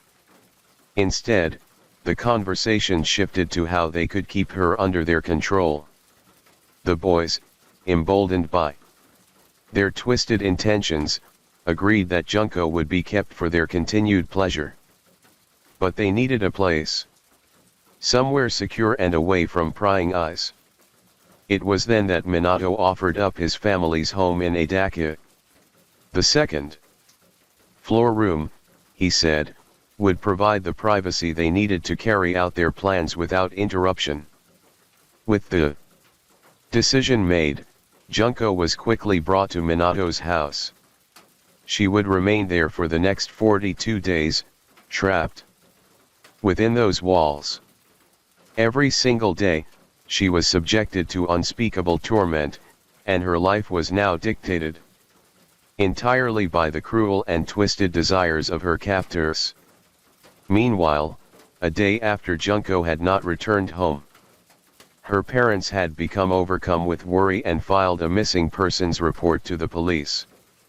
It had been 2 full days since their daughter failed to return home, and their concern had grown into fear. Junko wasn't the type to disappear without explanation, and her sudden absence left her family desperate for answers. However, her captors had already learned about the police report and moved quickly. They forced Junko to make a phone call to her mother, not just once, but 3 separate times. On each call, she was forced to assure her family that she had left voluntarily and was staying safely with friends. On the other end of the line, her parents were likely grappling with confusion and disbelief. The Junko they knew would never run away. She was responsible, dependable, and deeply connected to her family. Yet, as much as they wanted to dismiss the possibility, the calls planted a seed of doubt. Could this really be her choice? Was there something they didn't know? Despite these lingering uncertainties, their anxiety and worry for their daughter remained constant. As the situation still felt far from normal, the final call ended with a devastating blow. Under duress, Junko was forced to tell her mother to stop the investigation entirely. It was a cruel manipulation. And for Junko, the act of delivering those words must have been heartbreaking. Surrounded by her captors in an unfamiliar, hostile environment, she had no choice but to betray the very people who were her greatest source of love and safety. In that moment, Junko likely felt a deep, crushing despair. What might have been her only hope had been torn away. With the investigation out of the way, at least for now, the boys realized that they had to strengthen their cover so as to not raise any alarm in the house. Hence, when Minato's parents were present in the house, they instructed Junko to act as though she was Minato's girlfriend. Forced into this charade, she played the role under threat. But her every move was carefully watched by the boys. Minato's parents, initially believing the ruse, did not question her presence. But as days turned into weeks, it was getting harder to ignore that something terrible was happening in Minato's room. Strange noises, muffled cries, heavy thuds, and whispered conversations echoed from behind the closed door of Minato's room, often late into the night. The boys themselves came and went with alarming frequency, sometimes accompanied by other friends. Yet, the door to the second-floor room remained tightly shut. But what was going on inside? The story of Junko Furuta is considered to be one of the most horrifying criminal cases in modern history. And what you're about to hear is an account of the next 42 days of her nightmare. Please be advised that some of the details may be deeply unsettling. When Junko was first brought to the room, the four boys, Hiroshi, Jia, Shinji Minato, and Yasushi Watanabe had already begun to subject her to relentless abuse. Within those four walls, Junko was repeatedly raped and beaten. However, the assaults were not limited to the initial four boys. They had invited others to join in the abuse. Over the course of her captivity, it is estimated that as many as 100 individuals were aware of Junko's imprisonment, and several of them had participated in her suffering. Reports suggest that she was subjected to sexual assault over 400 times during the 42 days she was held captive. On the night of November 28, the brutality inflicted upon her had immediately escalated to unimaginable levels. That night, the four boys had invited two additional individuals, Tetsuo Nakamura and Ko Hishiera, to join them in their acts of cruelty. Within the confines of Minato's room, Junko was subjected to a horrifying gang rape, with each of the 6 boys taking turns assaulting her. Immediately after the assault, the boys sought new ways to humiliate and degrade her further. Reports state that Minato took a razor blade and shaved her pubic hair. And if this wasn't enough, he then used a lit match to burn her genital area, causing excruciating pain and leaving her with severe burns. Whenever Junko resisted their attacks or attempted to escape, the boys responded with violence. They burned her legs with lighters and dripped hot wax on her face. There were also multiple occasions where they inserted foreign objects into her body, including bottles and metal rods, causing severe internal injuries. There were days when as many as 12 individuals would assault her in a single day. Humiliation became a constant companion as she was forced to remain naked for extended periods. Her vulnerability treated as a source of entertainment by her captors. Some of her abusers even urinated on her, and she was compelled to perform explicit acts for their amusement. She was beaten daily with golf clubs, iron rods, bamboo sticks, and other objects. Dumbbells were constantly dropped onto her body, and her head was repeatedly stomped against the ground. Hot wax was dripped onto her face, especially on her eyelids, which were also burned with cigarettes and lighters. She was deprived of proper food and water, often forced to eat cockroaches and drink her own urine to survive. Her captors even inserted fireworks into her private parts, causing severe burns and damage. In one horrifying incident, one of the boys had grabbed a pair of pliers and tore off her left nipple. In addition to this, she was at times suspended from the ceiling and used as a punching bag. She was also shoved into a freezer and left there for hours. Sewing needles were stabbed into her breasts and left embedded in her skin. Cigarettes and lighters were used to burn her genitals, and in one of the most horrific acts, a lit light bulb was inserted into her body until it shattered. By the end of her ordeal, her face was so swollen and damaged that her features were no longer discernible. Her body emitted the stench of infection and decay as her wounds festered. She was left bleeding heavily from the repeated assaults, wheezing as she struggled to breathe due to blood clogging her sinuses. On New Year's Day in 1989, Junko was unable to move, her body broken, and her spirit crushed. She begged her captors to end her suffering, pleading for death as the only escape from her torment. However, they refused. As the weeks of captivity took their toll on Junko, the extent of her injuries and the deterioration of her appearance began to affect even her captors. The boys no longer found her attractive.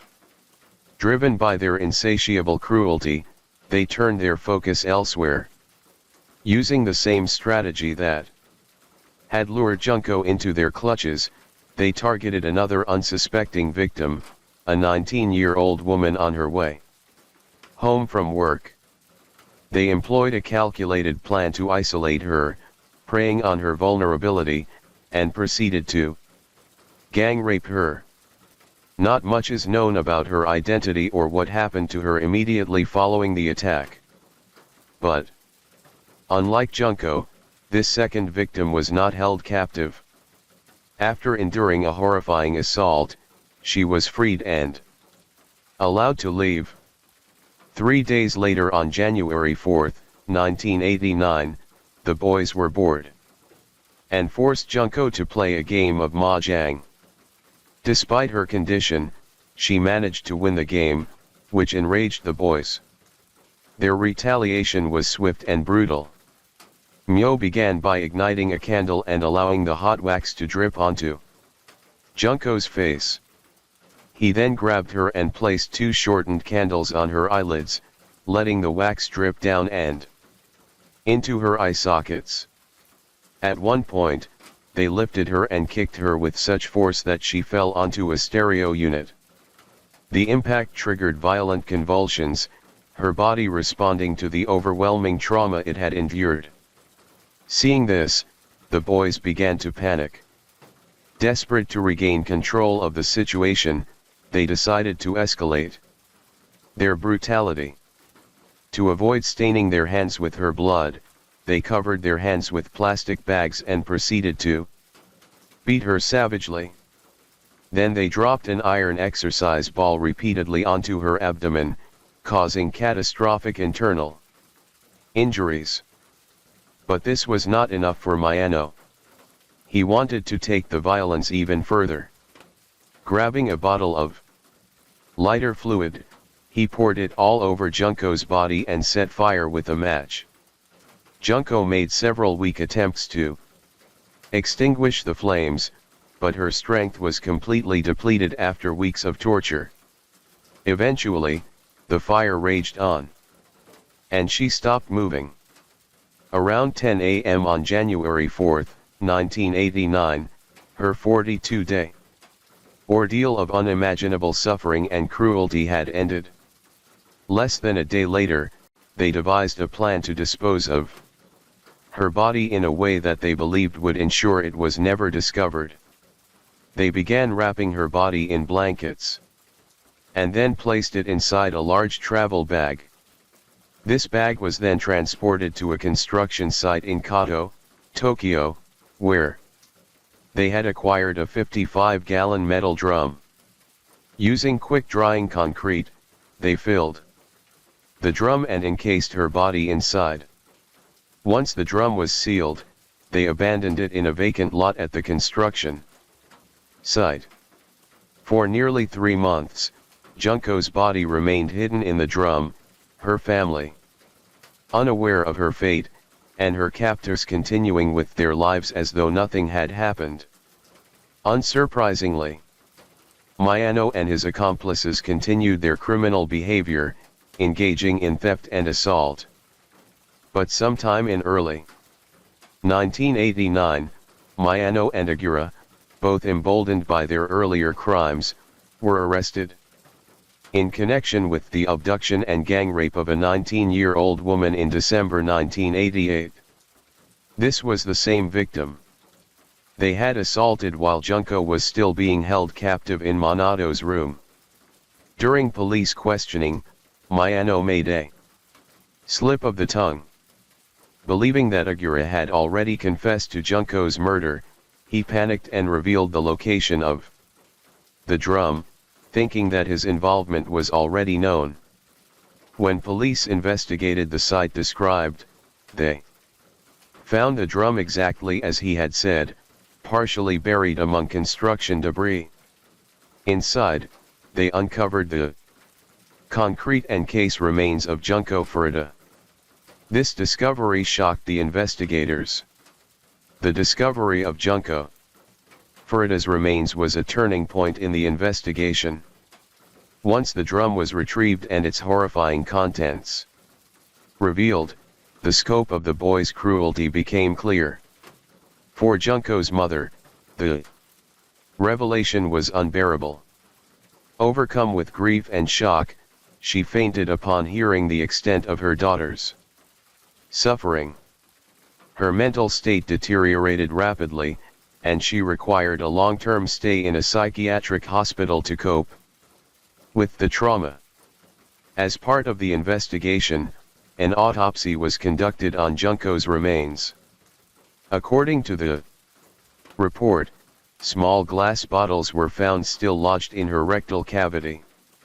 And it was also discovered that she was pregnant throughout the abuse despite the severe damage to her uterus. Additionally, her face was so mutilated from the repeated assaults that investigators had to rely on her fingerprints to confirm her identity. Following the discovery of the body and the disturbing details from the autopsy, the police moved swiftly to ensure that those responsible faced justice. Confession had set the wheels in motion, and the police expanded their investigation to include his accomplices, Joe Ogura, Shinji Minato, Yasushi Watanabe, and any others who had participated in the crimes. The arrest of the boys swiftly followed, and the news sent shockwaves through their communities. Friends, neighbors, and even their families struggled to connect the horrific acts with the young men they thought they knew. Police say that over 100 people were believed to have known about Junko's captivity, with some directly participating in the abuse, and yet no one had come forward to help her. The media quickly picked up on the case, dubbing it as the concrete encased high school girl murder. The details and the sheer length of Junko's ordeal drew national and international attention. Public outrage quickly erupted, with many demanding harsh punishment for the perpetrators and questioning how such acts of inhumanity could have occurred without any intervention. In the weeks following the arrests, the defendants were brought before the court. Because all the main suspects were minors at the time of the crime, their identities were initially protected under Japanese law. However, investigative journalists argued that the severity of their actions stripped them of any right to anonymity. This debate on whether or not to publish their names became a significant point of controversy at the time, but ultimately it became irrelevant as their names and photographs were published anyways. During the trial, the prosecution sought life sentences for the main offenders, emphasizing the calculated and prolonged nature of Junko's suffering. Meanwhile, the defense argued that the boy's actions were influenced by immaturity and a lack of guidance, urging the court to consider rehabilitation over retribution. For Junko's family, attending the trial was a relentless reminder of the suffering she endured. Her parents listened in anguish as the prosecutors detailed the physical and psychological torment inflicted on their daughter. Her mother, already fragile from the grief, often had to leave the courtroom, unable to bear the descriptions of what Junko had faced. The legal proceedings also revealed the roles of Minato's parents, who admitted they had been aware of something amiss, but claimed they were too afraid of their son and his friends to intervene. But as the trial unfolded, it became clear that justice, even at its harshest, could never truly atone for what had happened to Junko. In July 1990, all 4 boys were found guilty by the Tokyo District Court for several charges.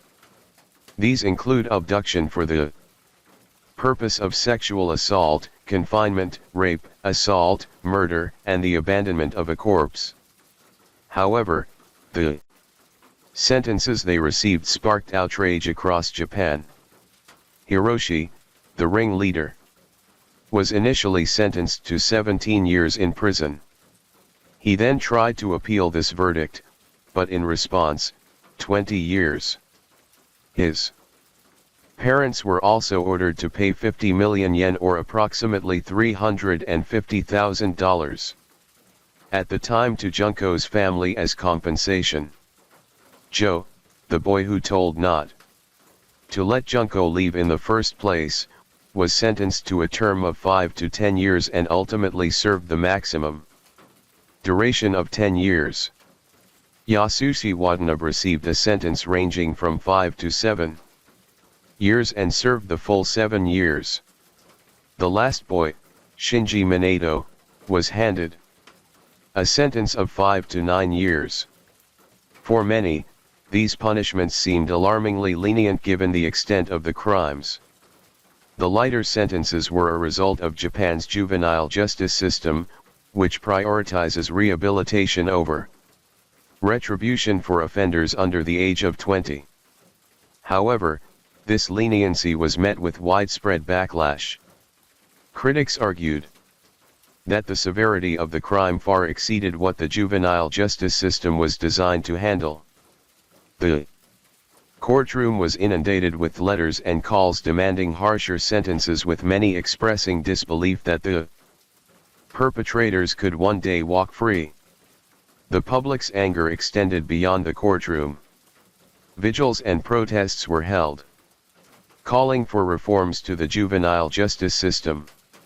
Junko's case became a symbol of the inadequacies in addressing violent crimes committed by minors. For her family and supporters, no amount of punishment seemed sufficient to truly reflect the suffering that she endured. Despite the sentences, the release dates of the boys came all too soon for many. By the late 1990s and early 2000s, all 4 had completed their terms. Yasushi Watanabe was released in 1996. Upon leaving prison, he left his hometown to live with his mother. Shinji Minato was released from prison in 1998 and went on to live with his mother. But in 2018, he was arrested on suspicion of attempted murder. The incident occurred on a street in Kawaguchi, Saitama, where Minato struck a 32-year-old man in the shoulder with a metal baton and slashed his neck with a knife during a dispute over a parking space. In 2019, he was sentenced to a year and 6 months in prison with the sentence suspended in probation imposed for 3 years. Joe Aguirre was released from prison in 1999 and subsequently changed his last name to Kamasaku. After his release, he briefly worked in IT, but eventually became involved in organized crime after his past crimes became widely known. In 2004, he was arrested for assaulting Takatoshi Iso, a friend he suspected of being romantically involved with his own girlfriend. Aguirre forced Iso into the trunk of his car and transported him to his mother's bar in Misadu, where he brutally assaulted him for 4 hours. For this crime, Aguirre was sentenced to 4 years in prison and was released in 2009. As for the ringleader, Hiroshi, his parents were left with no choice but to sell their family home in order to provide the compensation of 50 million yen to Junko Furuta's family. After his release in 2009, he changed his last name to Yokoyama. However, it seems that little else about the man has changed. In 2013, he was arrested on suspicion of bank fraud and orchestrating scam telephone calls. But despite the allegations, he refused to cooperate with the authorities and was ultimately not charged. Today, all 4 of the boys who played a role in the unspeakable crimes against Junko Furuta walk free, living their lives beyond the prison walls that once confined them. Furuta's funeral was held on April 2, 1989.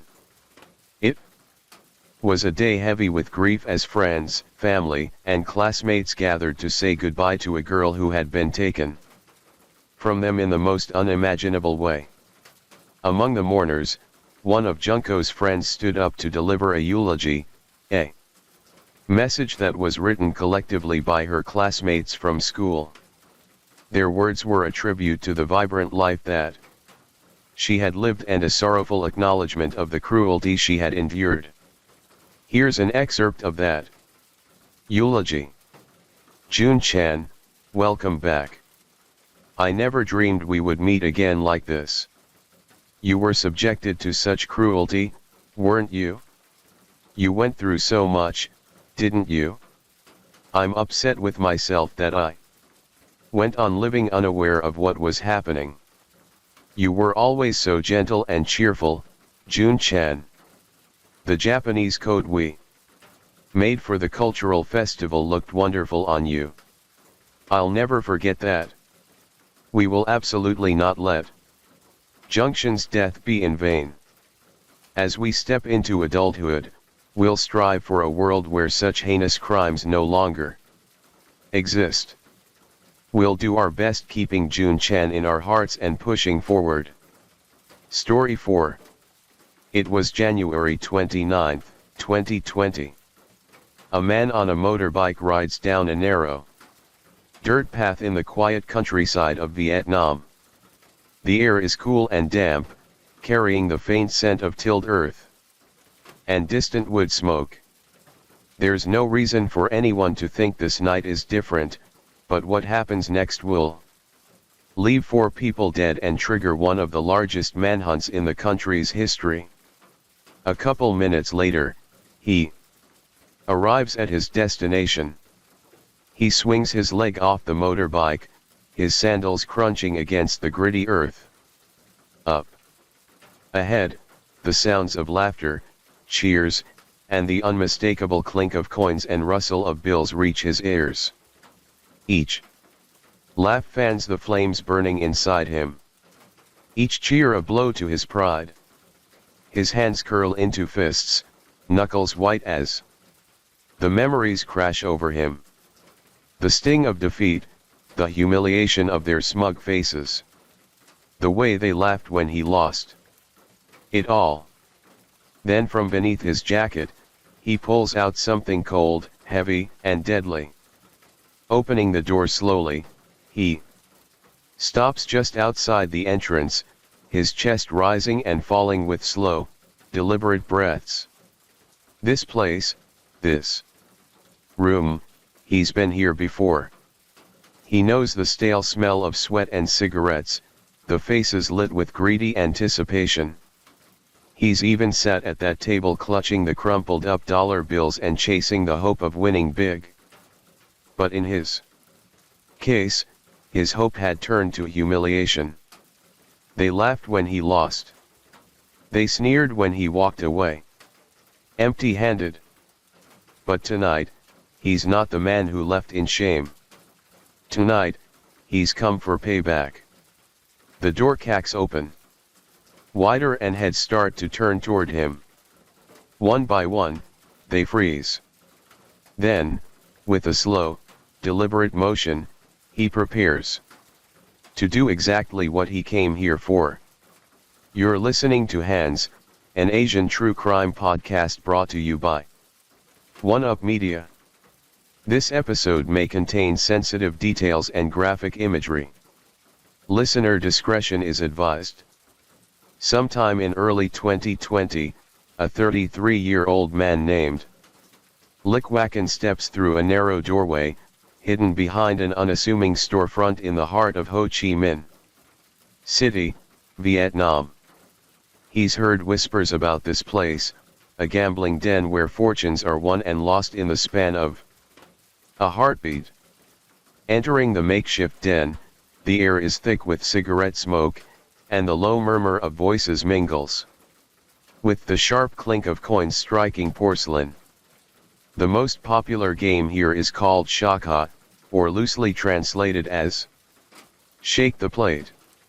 Tuan watches closely as a dealer explains the rules. 4 coins, each with a red side and a white side, are shaken beneath the plate. The goal is simple.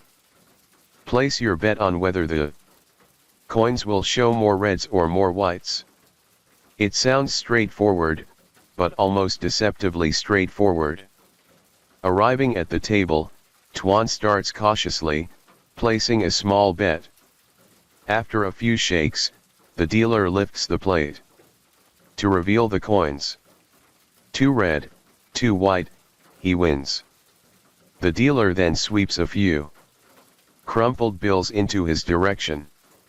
It's not much, but it's enough to stir something inside him. A spark of hope, a thrill that tingles at the edges of his nerves. He places another bet slightly higher this time. Another shake, another reveal. He wins again and the rush sharpens. A whisper in the back of his mind telling him that maybe, just maybe, this is his chance. Then the pattern shifts. The dealer opens the plate and he loses. Not by much, but just enough to feel a sting. He brushes it off, convinced it was a fluke. He bets again, his fingers tapping rhythmically against the edge of the table as the dealer shakes the plate. The coins clatter and settle. Another win. Relief washes over him, mingling with excitement. Tuan places another bet, a little higher this time. After all, he has to make up for his losses, doesn't he? But soon, the losses start to outnumber the wins. A tiny flutter of doubt creeps into his mind. He brushes it aside, focusing harder. Tuan convinces himself that each loss is just another step closer to a win. He can almost feel the turn of his luck hovering, just out of reach. The sound of the coins under the porcelain rings in his ears like a taunt. He leans in closer, watching the dealer's every move, searching for clues that aren't there. The plate lifts. The coins flash red and white, and the outcome is revealed. Another loss. As time passes, he places bet after bet, each one pushing the stakes a little higher. But with each loss, the sting grows sharper and the wound cuts deeper. Gambling dens like these are pretty common in many parts of Vietnam.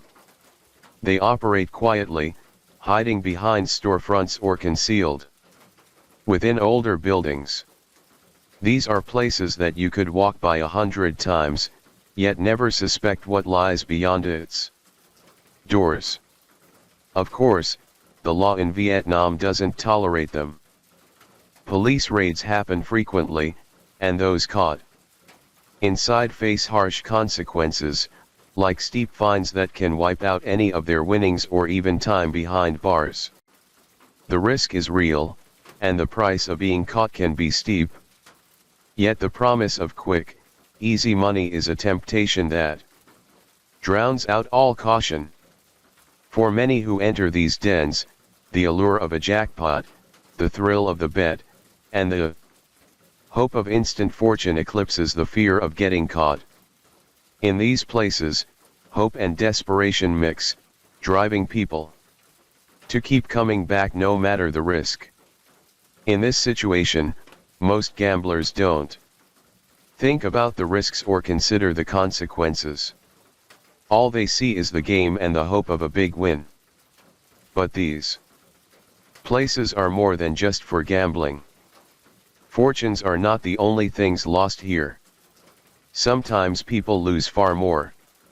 It was January 29, 2020, the 5th day of the Lunar New Year. The streets of Chuchi district were quieter than usual. Families gathered in their homes. The sound of laughter and conversation carried on the evening breeze. A sense of celebration and calm lingered in the air. In the rural depths of the Tantan Dong commune, something similar was unfolding. Laughter filled the air, but it was punctuated by occasional bursts of anger and frustration. And on the table, there was more than just hope. There was a lot of money at stake. Concealed within a dense grove of trees stood a makeshift gambling den. It wasn't much, a crude, open-air shelter, tucked away from prying eyes.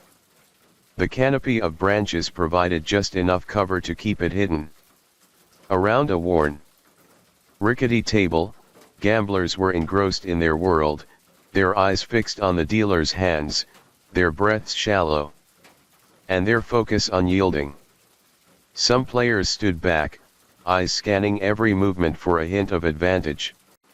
Others leaned in close, their fingers twitching, ready to pounce on the next opportunity. In this isolated pocket of the world, the thrill of chance consumed them. They were locked in a cycle of hope and despair, unaware that their fates were about to collide with something far more dangerous. Among the gamblers stood 33-year-old Quoc Thuan, known in the area as Thuan Kai. He had a lean frame, his posture relaxed yet controlled, and a face that gave away little. His expression was always neutral, marked by a calmness that made it hard to read what was going on in his mind. To most, he was just another player, a man quietly placing his bets, unremarkable and easy to overlook. But for those who cared to look closer, there were signs. A tightness in his jaw, a fleeting intensity in his eyes, the way his fingers tapped lightly against the table. As the afternoon dragged on, Thuan was on a losing streak, and his composure began to crack. Luck had turned its back on him, and with each failed bet, the pile of crumpled bills in front of him grew smaller. By now, he had lost nearly 200 million Vietnamese dong, close to $8,000 US. This was an entire year's worth of hard-earned wages, gone in a matter of hours. Each shake of the plate felt like a cruel joke, and the clatter of the coins echoed in his mind. It was as if the game itself was mocking him, telling him that no matter how hard he tried, he would never win. When he started that day, he had likely imagined turning a modest sum into a life-changing haul.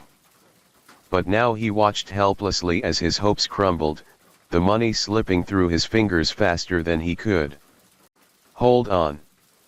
The gamblers around him didn't help either. Some were undoubtedly riding the wave of his misfortune.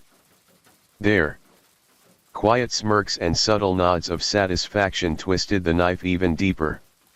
Their wins were his losses, and the sting of their silent judgment burned hotter with every passing second.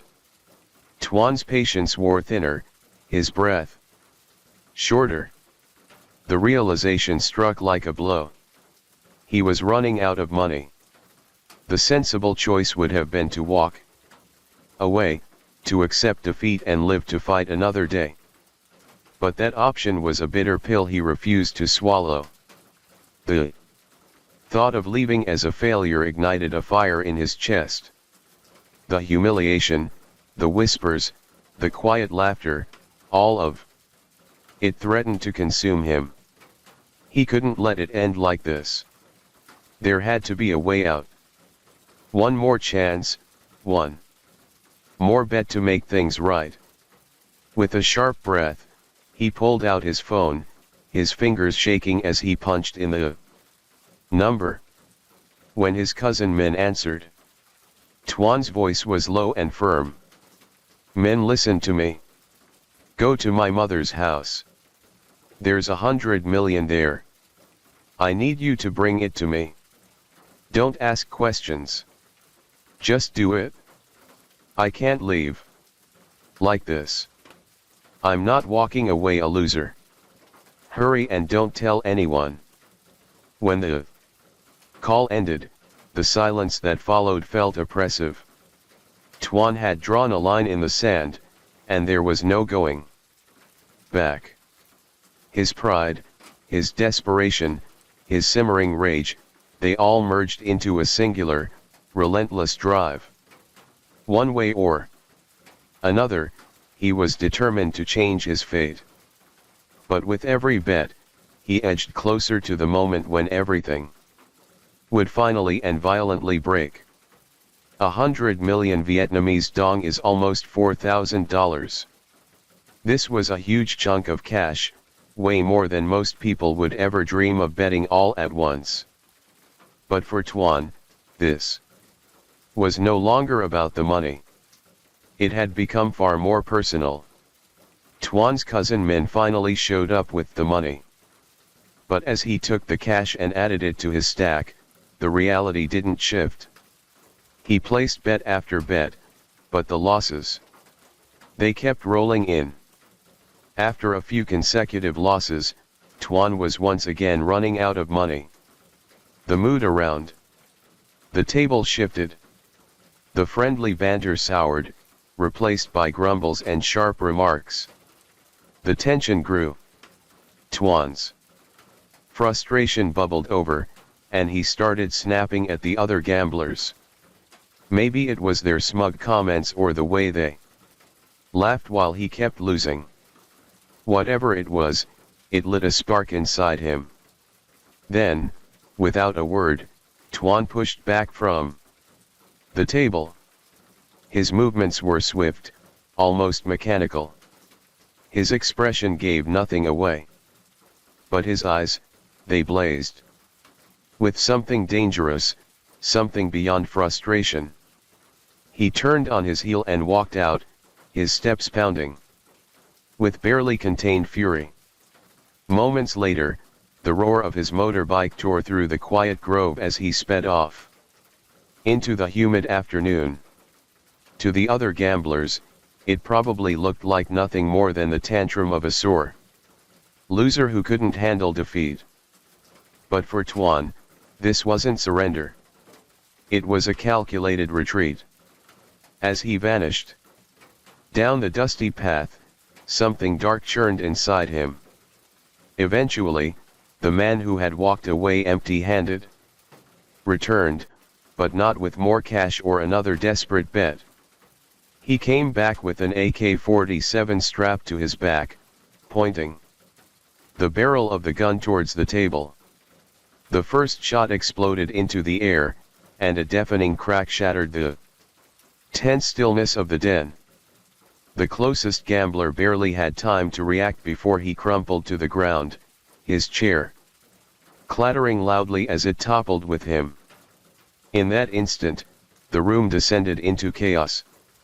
Screams erupted, sharp and panicked. Players lunged in every direction, desperate to escape.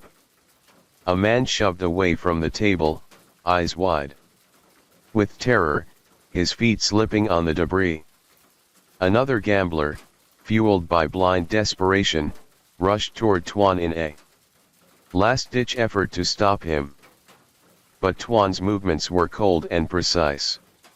He raised the AK-47 and fired again. The second shot slammed into the man who fell mid-stride, his body hitting the ground with a lifeless thud. Bullets tore through the thin walls of the den, ripping through flesh and splintering wood.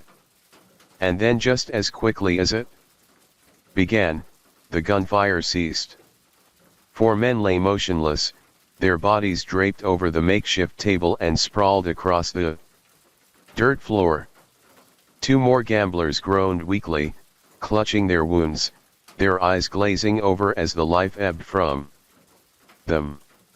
Tuan stepped forward and surveyed the devastation he had just unleashed. His gaze settled on one of the victims, named Huan Nakman Tuan, whose lifeless body was slumped over a scattered pile of cash. The sight of the money brought no hesitation. Tuan reached down, his fingers sweeping up the crumpled bills, 802 million Vietnamese dong, and stuffed them into a waiting bag. With the gun still slung across his back, he walked back towards his motorcycle, swung his leg over the seat, and kick-started the engine. Without looking back, Tuan sped off, leaving behind a scene soaked in death and blood. What he set in motion that day unleashed one of the largest manhunts Vietnam had ever seen. When 33-year-old Le Quoc Twin left the den, the place had become eerily silent, save for the faint cries of the wounded and the hushed, disbelieving murmurs of survivors. Four men lay dead where they had been seated moments earlier, their lifeless bodies sprawled over the gambling table, stained with blood. Nearby, two others clutched their wounds, their faces contorted in agony, barely holding on. The survivors, frozen in shock, stood at a distance, struggling to process the horrific scene that had just unfolded. Among them, someone made the call to the police. A trembling voice on the other end of the line, desperately recounting the unimaginable carnage. Meanwhile, Tuan sped away on the stolen motorbike, its engine roaring as he disappeared into the dense rural landscape. In his bag was more than 800 million Vietnamese dong in cash, or around $32,000. These were the blood-stained spoils of his rampage. When authorities received the call, their response was swift. Officers from multiple specialized units were quickly mobilized, racing toward the scene. Heavily armed and on high alert, they didn't know what awaited them, whether the shooter might still be nearby or if the situation could escalate further. Within minutes of their arrival, investigators began their work. They sifted through the scene, cataloging every detail. The shattered remnants of the gambling setup, discarded belongings, and bullet-riddled surfaces. Security cameras from nearby roads were reviewed. And while the footage varied in quality, one critical image stood out. A grainy capture of the shooter moments after the massacre. He was riding the stolen motorbike, his face partially obscured by a mask and cap, clad in a black jacket, blue shorts, and sandals. He seemed unremarkable, but to the officers, this was their target, an armed, dangerous fugitive capable of unthinkable violence. As the investigators delved deeper into the identity of the shooter in the footage, a chilling detail came to light, one that sent shockwaves through the task force. This wasn't just any armed fugitive. His name was Tuan, a former police officer. The man they were hunting had once worn the very uniform of those now chasing him. Tuan had been trained in combat, armed tactics, and evasion. Skills that now made him an even deadlier adversary. 4. The officers pursuing him, this wasn't just a manhunt. It was a race against someone who knew exactly how they worked, how they thought, how they moved, how they hunted. For the next few days, Tuan's whereabouts were a complete mystery. His trail seemed to have vanished almost as soon as it had appeared, leaving investigators grasping for leads and the community gripped with unease. But Tuan wasn't actually lying low or hiding. Every moment was spent calculating his next move, taking deliberate steps to outmaneuver the authorities and stay one step ahead of the tightening net around him. Reports suggest that after fleeing the scene, Tuan sought refuge at the home of an accomplice named Farm Tantum, known better as Farm. At his house, Tuan handed over a portion of the stolen money, instructing him to pass it along to his wife. It might have been a desperate attempt to secure his family's future, even as his own life spiraled further into chaos. Yet, Tuan didn't linger for too long here. Very quickly, he abandoned the stolen motorbike he had used to escape the gambling den, knowing it could lead the authorities directly to him. He then set off on foot, traveling through the dense rural paths of Koakai under the cover of darkness. Somewhere along the winding trails, Tuan came across a local couple riding a motorbike. Tran knocked Ben and his wife. At first, the encounter might have seemed harmless. A lone man walking along the roadside. But as Tuan approached, he brandished his weapon, and in an instant, the couple's world was turned upside down. With cold, calculated determination, Tuan ambushed them. The rifle slung threateningly over his shoulder. Paralyzed with fear, the couple had no choice but to comply. They surrendered their motorbike without resistance, helplessly watching as Tuan sped off with their vehicle before disappearing into the night. The stolen motorbike carried Tuan deeper into the countryside, but even he must have realized that his trail was becoming more obvious with every move. The couple would surely report the theft, which would only give the authorities more clues on his whereabouts. Therefore, Tuan's next move was calculated. He approached a canal in the Phu Hoadong commune, a secluded shadowed stretch of water surrounded by dense vegetation. Stopping the motorbike, he tipped it into the water without hesitation. As the vehicle disappeared beneath the murky surface, Tuan plunged into the canal himself, swimming across with the rifle and stolen money and tow. Emerging on the other side, dripping and weary, he pressed forward into the darkness, his thoughts likely consumed by the growing realization that time was running out. Emerging on the opposite bank, Tuan made his way to the home of another trusted ally, Hung Tam. For Tuan, this stop was more than just a hiding place. It was a moment to regroup and consider his next steps while the police closed in from all sides. Tam opened the door to find Tuan standing there, soaked and carrying the weight of desperation. The conversation between The two must have been brief and tense. There was no time to waste. They began strategizing immediately, working out how to evade the tightening noose of law enforcement. Soon, one of Tuan's cousins, 10, joined them, and together, the three men exchanged ideas and devised contingency plans. But as the hours passed, it became clear that the situation was rapidly deteriorating. Recognizing the growing danger of harboring a fugitive, Tam decided to distance himself. Early the next morning, he packed what he could and left for Dong Nai province, leaving Tuan and his cousin to fend for themselves. However, it wasn't long before his cousin Tan chose to return to a relative's house in Phu Hoa commune. Whether he was trying to establish an alibi or simply distance himself from the escalating chaos, his departure marked a shift in the fragile network around Tuan. Alone once again, Tuan faced the crushing reality of his circumstances. The countryside was no longer a safe haven. Villages were under heightened surveillance with police checkpoints and roadblocks popping up on nearly every path.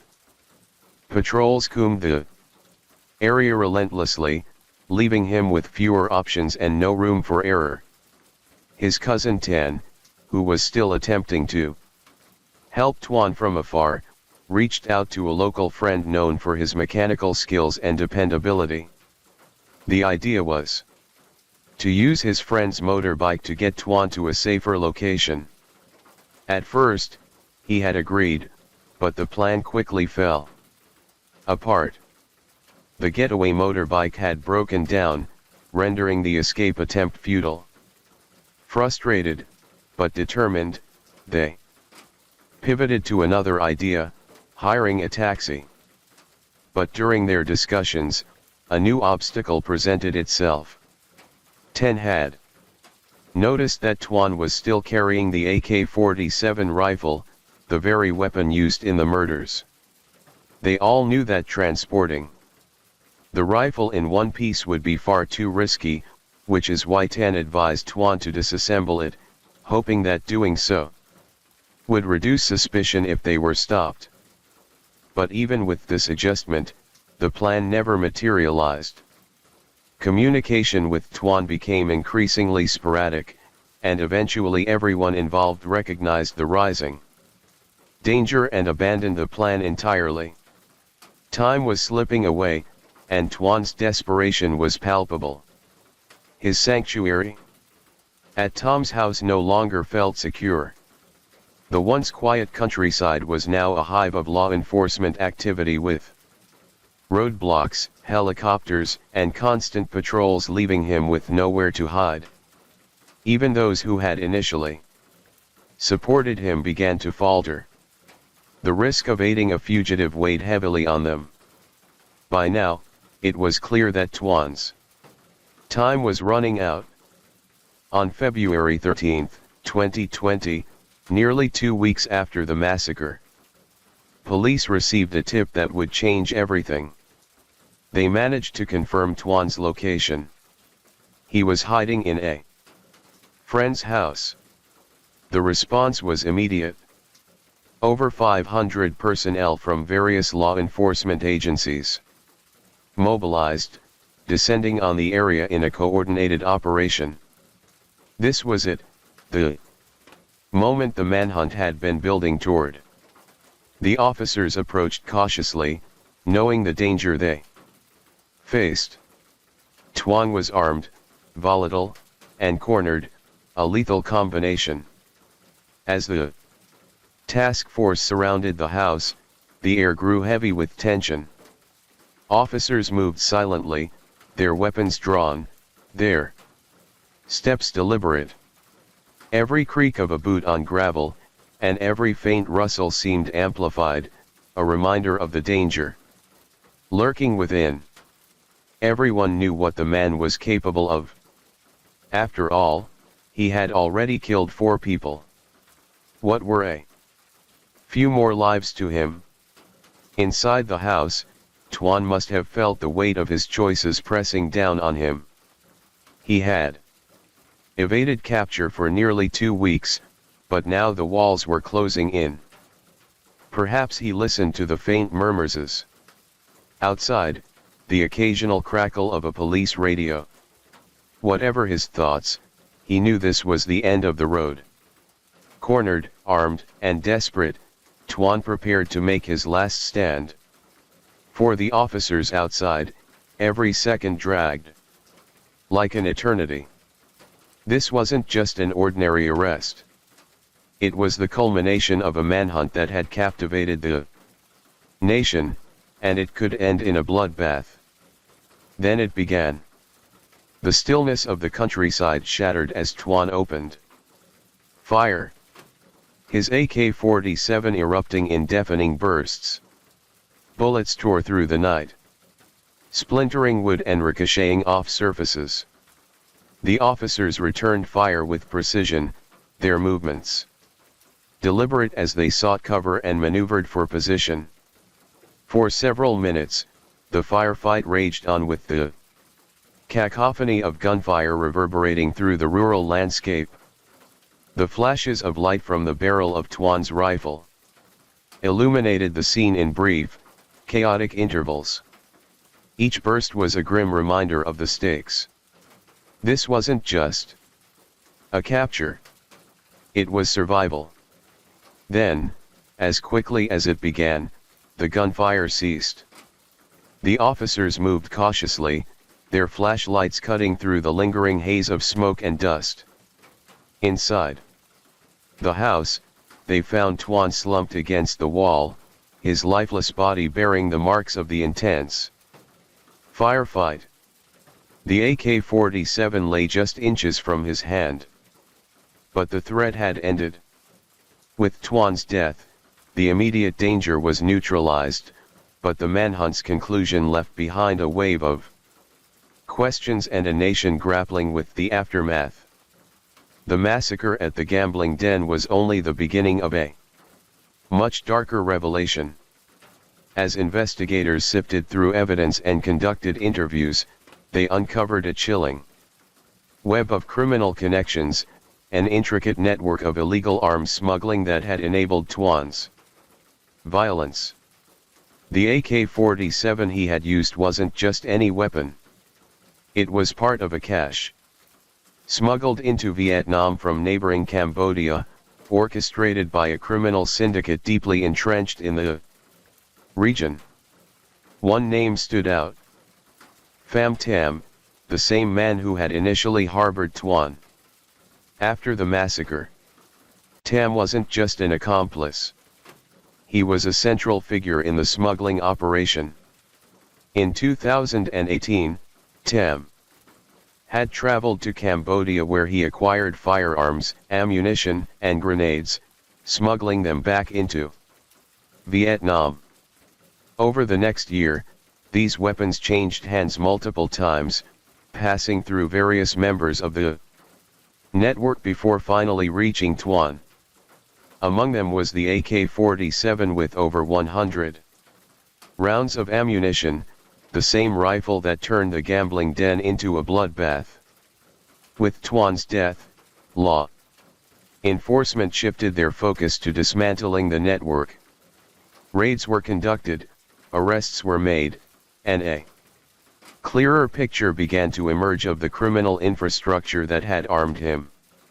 The fallout from Tuan's rampage extended far beyond the immediate victims.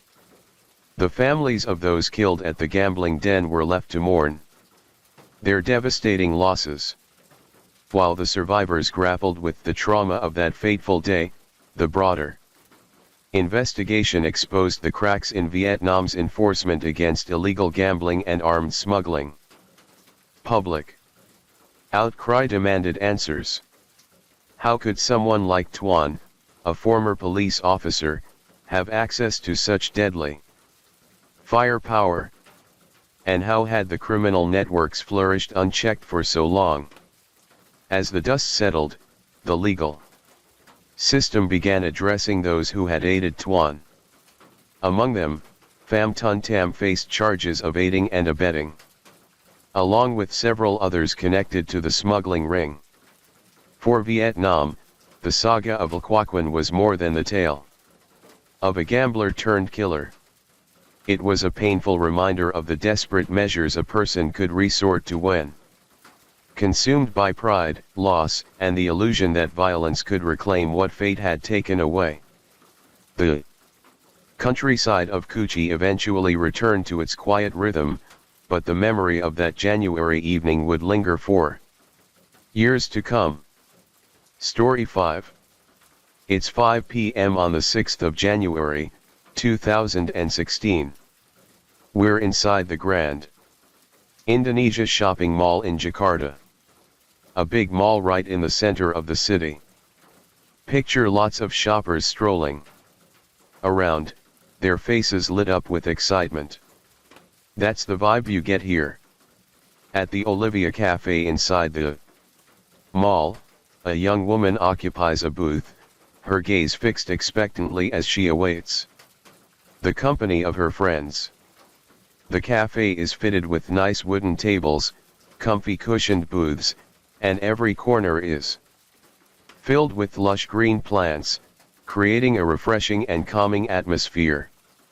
It's also a pretty upmarket cafe because it often attracts a crowd of well-to-do folks who appreciate the finer things in life. But our focus is on a booth where a 27-year-old woman named Jessica Wango is sitting. Her eyes appear to be fixed on the entrance, and she's leaning forward a bit, eager for her friends to arrive.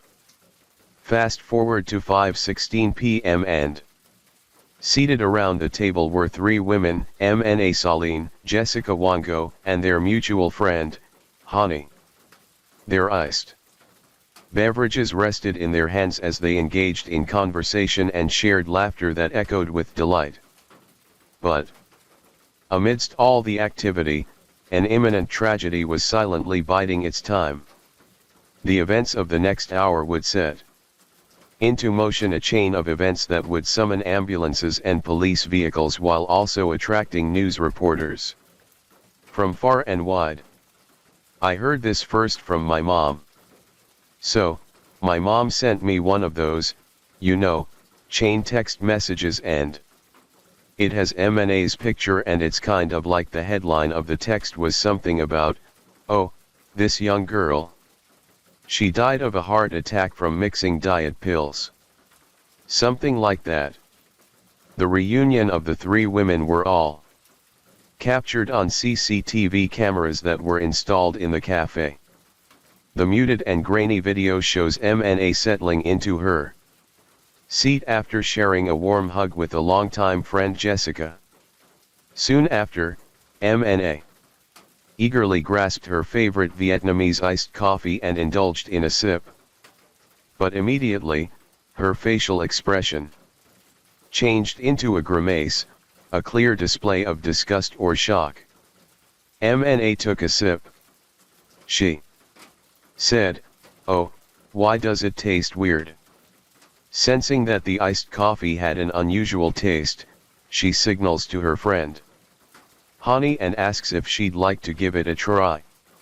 She kind of put the straw on the tip of her tongue and she said that her tongue tingled. And then not long after, you can see Mna she looked like she was a little bit out of it. She was spitting herself, and then she threw her head back right there, and then CCTV cameras capture Mna's head jerked back involuntarily as if struggling against an unseen force. It was a heart-wrenching moment and a difficult scene to witness as Mna slumped into her seat, convulsing and foaming at the mouth for several agonizing minutes. Amid the turmoil, urgency prevailed and an ambulance was swiftly summoned to the cafe with sirens wailing in the background. Nasalahin was taken away. The ambulance raced through the city streets with flashing lights cutting through the evening gloom as it navigated its way to a hospital in central Jakarta. But it's too late. Mna Salahin was pronounced dead at 6 p.m. her fight has come to an end. Those sentiments you hear were voiced by one of the early members of a Facebook group named Justice for MNA. In an exclusive conversation with the heinous team, she delves into a personal bond with Ma Salahin, sharing perspectives about her personality and shedding light on the truth behind MNA's death. Respecting her wish for anonymity, we will refer to her as Jane. It wasn't easy for Jane to open up about details surrounding the case, but at the core of her intention is a strong desire to unveil the true story behind MNA's death, because 28-year-old MNA Salahin did not die due to a mere accident, but a meticulously orchestrated act of murder. You're listening to a special feature episode of Heinous, an Asian true crime podcast produced by One Up Media. MNA Salahin was born in 1988. She was the daughter of a prominent businessman named Eddie Salahin. Eddie had occupied a distinguished title as a thriving and accomplished businessman in the world of Jakarta's plastics industry. He made his fortune exporting plastic goods all around Southeast Asia and Australia. He was widely recognized as the titan of the plastics packaging industry. In fact, records state that at one point in time, he was the #1 exporter of plastic goods in Australia. It therefore comes as no surprise that such a flourishing business led to considerable wealth. While Eddie stood as a formidable figure in the business world, his heart softened when it came to his children. Among them, Ma shared an unbreakable bond with her identical twin sister Sandy and their younger sibling, all cherished equally by their doting parents. As is often the case in wealthy families, the children basked in an abundance of affection, toys, and indulgences, a lifestyle that might be deemed privileged by many people. Some might even call them spoiled. Here's what Jane had to say. I can only share what I know about MNA. And I believe there are things that some listeners or people who are interested in the case may not know about MNA. I mean, she's been painted as this perfect socialite from Jakarta, Indonesia. But she is so much more than that. When you say the word socialite, you may think that she's pretentious. So, I would like to just, share what I know. I know that MNA is super sweet. She's caring. She's blunt. She's also very artistic. She's just a really beautiful soul. I can say that she is. Jane and Ma's friendship has weathered the passage of time, an endearing connection forged over many years. Though life's currents have gently led them down separate paths, the echoes of their shared journey still ripple in their memories. They initially crossed paths during their childhood years. We share the same passion. How close I am, on a scale of 1 to 10, I would say I'm about 6 or 7 with MNA.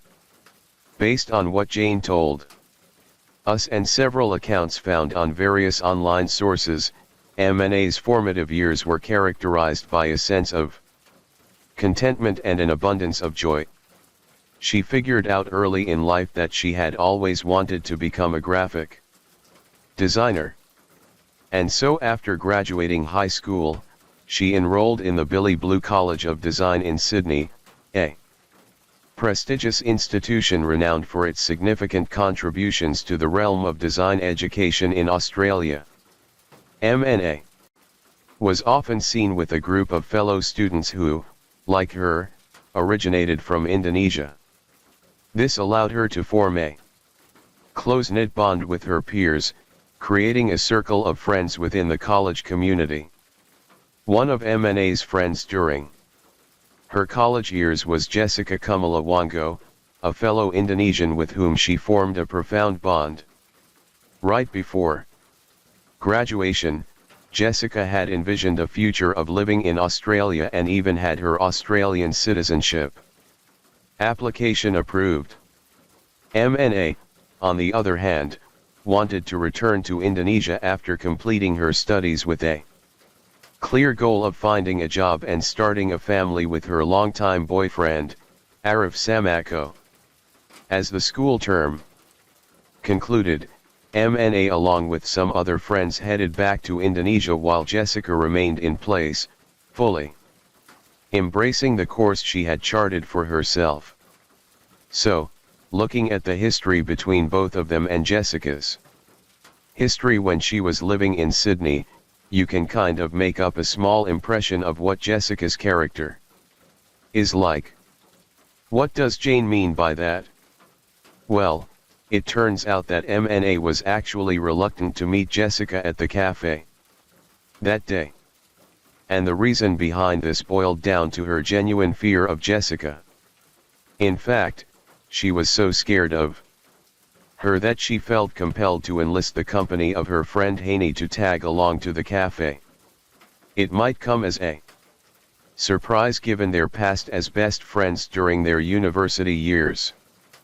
Back then, their bond seemed unbreakable. But as we uncovered more about Jessica's concerning past, it would seem that their relationship was tumultuous. After the pair ventured down separate paths following their graduation, MNA found herself drawn back to Sydney in 2014. Motivated by a desire to rekindle the connection she made with her former college friends. Jessica must have missed MNA dearly because after she heard about her arrival in Sydney, she swiftly invited her to dinner. Their much-anticipated reunion was thoughtfully set against the backdrop of a charming restaurant. And as they sat across from each other, they shared laughter and stories that bridged the gap of time. Yet, what started as a lovely dinner soon culminated into a heated argument. During dinner, Jessica confided in MNA about relationship troubles she was having with her then boyfriend, Patrick O'Connor. In response, MNA candidly expressed her disapproval of Patrick, urging her to consider leaving him. Throughout the conversation, Jessica was silent. It was assumed that she couldn't believe MNA, one of her closest friends, was actually telling her to part ways with someone who held a significant place in her heart. When MNA eventually finished her sentence, Jessica abruptly rose from her seat, left her unfinished meal behind, and departed the restaurant without saying goodbye. Following the dinner, a sense of unease settled within MNA. She confided in her fiancé, Arif, expressing her reservations about meeting Jessica alone in the future. She decided that she would never want to meet Jessica again, at least not alone, and any subsequent encounter would involve the presence of a companion. Either Arif or their mutual friends, Hani or Vera. In November of 2015, a mere 5 months after their encounter in Sydney, MNA embarked on a new chapter of her life by exchanging wedding vows with Arif. The couple's wedding was held in Bali, and it was nothing short of a fairy tale spectacle. It was evident through photos and videos that the couple had spent a considerable sum of money on the decorations, venue, and food. Yet, amid the splendor and grandeur, MNA made the decision not to extend an invitation to Jessica. Records state that when Arif asked her about it, she casually waved it off, expressing that she wasn't comfortable having Jessica around and wanted to avoid any potential issues on their big day. However, she did invite other friends, such as Hani and Vera, whom she met through Jessica and Sydney. While it may appear that MNA holds a negative role in This narrative, let's consider Jane's perspective. What I did mention over again and again is that MNA is very she speaks her mind. But it's of a good intention, I would say. You know, she doesn't overthink, whereby we overthink too much. But for MNA, she sees things in a way where it's so simplified, like, why don't you just do this? You know what I mean? That'll solve the problem. So, she's very direct. But that's what makes MNA MNA. That's how we know her. Straightforward, candid, but sincere. That was MNA's character. It's likely that her straightforwardness regarding Jessica's relationship might have caused her to abruptly leave the restaurant in a fit of anger that evening. She was 27. At the time, 27-year-old. Could have passed away without, you know, like any prior health issues. We couldn't even comprehend it in the beginning. In stark contrast to Na's life, Jessica's was on a different path marked by its own set of challenges and uncertainties, and quite a few of them. In 2015, Jessica was living alone in her Sydney apartment. And within the span of just a year, her life took a distressing turn. As she found herself hospitalized on 5 different occasions, each stemming from her struggles with failed suicide attempts and incidents of self-harm. In January, Jessica's boyfriend, Patrick O'Connor, called the police on Jessica after she had threatened to kill herself with a knife. In August of the same year, Jessica found herself under the influence of alcohol and behind the wheel of her Audi Q3 when it veered off course, collided with a curb, and crashed forcefully through a brick wall, stopping just before the bedrooms of a nursing home. The accident stirred many of the nursing home's residents, turning the scene into chaos. It even garnered the attention of a local news camera crew.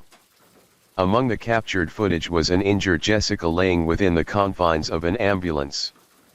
Although her Audi looked wrecked beyond repair, Jessica emerged with only a handful of cracked ribs and a smattering of bruises. 2 months later, Patrick calls the police again. This time telling them that Jessica had started a small barbecue inside her bedroom and shut off all the windows, sealing herself inside and inhaling as much carbon monoxide as possible in an attempt to end her own life. 2 weeks after this, police were called yet again to Jessica's apartment. This time, they found an empty whiskey bottle next to her bed with 3 handwritten letters, one of them pointing a damning finger at Patrick O'Connor as the reason behind her suicide. The remaining letters meant for her family and workplace bore the weight of farewell in the form of somber suicide notes. By late November, Patrick's patience reached its limit, and he filed a restraining order against Jessica. Patrick mentioned receiving regular voice and text messages from Jessica where she threatened self-harm. She also persistently messaged Patrick's friends and family when he was unavailable. Jessica's situation worsened in 2017. She lost her job as a graphic designer and faced a court trial for DUI. At this low point, with limited prospects in Sydney, she chose to return to Jakarta, hoping for a new beginning. Prior to her departure, Jessica created a WhatsApp group chat and added some friends she made from her time at Billy Blue. Among the members of this group chat was MNA. And although she did not immediately reply, she ultimately accepted Jessica's invitation to have dinner together.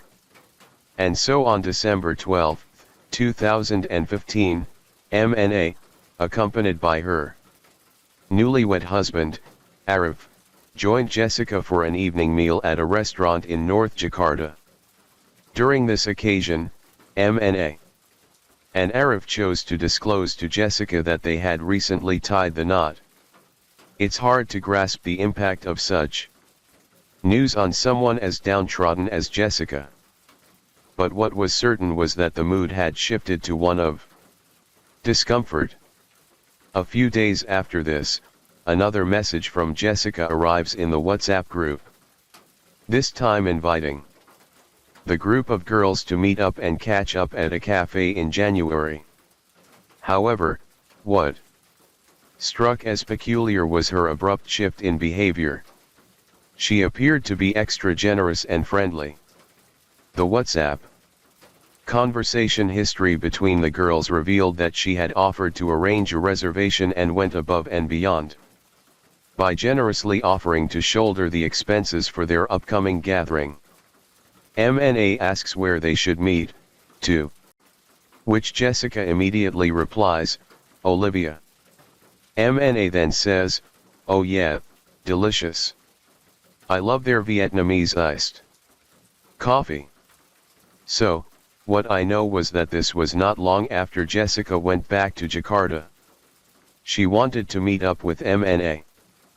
But MNA was, this is what I gathered from our friends, the news articles. What I've been told is that MNA did not feel comfortable meeting Jessica because the last time they met, they did not end on a good note. Basically, when they last met, it was not a great experience for both of them. So that's why MNA brought Honey, her friend, their mutual friend, along with them. The one thing that I know is that Jessica arrived at the cafe hours early. Seems like she was scouting the area to find like the best seat in the cafe to where it's out of the CCTV view. And then I remember, because I watched the CCTV as well. She left for a little bit. She came back with Bath and Body Works shopping bags. And then she came back, ordered drinks. She insisted on ordering drinks and then Honey and Ma came. MNA took a sip. She said, oh, what does it taste weird? What does it taste weird? It's around 5:20 p.m. at the Olivia Cafe, and everyone is panicking. The waiters and the manager hurried over to offer assistance. Honey calls out to MNA, attempting to wake her from an unresponsive state. Yet, Jessica remains seated, seemingly indifferent to the unfolding turmoil. As the first responders rushed to help MNA, Jessica turned and said to the manager, what did you put in the coffee? Given the context of the situation and the fact that they were in the midst of a crisis, focusing on what was in the coffee seemed oddly suspicious. In response, the manager instructed the waiting staff to preserve the remaining portion of MNA's coffee rather than dispose of it. This seemingly innocuous action would later prove to be a pivotal element of evidence in this case because it was what was discovered in the coffee that killed MNA. So, I think they already knew. They already found the reason. They found cyanide in Ma's system and they did find cyanide in the coffee. I think we immediately agreed that MNA is healthy. There's no way that this healthy, she was 27 at the time, 27-year-old, could have passed away without any prior health issues. So, we knew that something, if it was heart attack, it would have been really surprising. But then to find that it was cyanide, it was we couldn't even comprehend it in the beginning. In Indonesia, a predominantly Muslim country, securing consent for an autopsy on MNA to figure out her cause of death was a task that required considerable persuasion. This was further complicated by Islamic beliefs which dictate that the deceased should be buried promptly, ideally within 24 hours of death. It took a little bit of time for MNA's family to agree to an autopsy. I did recall an interview with This Is MNA's dad at a news station where MNA's dad, he was still hesitant. He did admit that he was hesitant. He did not know if he wanted to go through with the autopsy. So, he actually went to MNA. He kissed her forehead and just apologized to her to tell her that I'm so sorry, but we have to send you for autopsy. Cyanide is a rapidly acting and deadly chemical that interferes with the body's ability to use and preserve oxygen. And it doesn't take a big amount to kill an adult human. In fact, about 120 to 150 mg of liquid cyanide is all it takes to kill a man within minutes. Thanks to the manager of the Olivia Cafe, who had preserved MNA's drink, police confirmed that MNA's cup of coffee had indeed been laced with a lethal dose of cyanide. Subsequently, Jessica Wong So emerges as the number one suspect. There was never really a doubt in my mind. If you look at the CCTV, you can tell it was really suspicious. So to me, the CCTV made it really clear. On January 30th, 3 weeks after MNA's death, Jessica was arrested.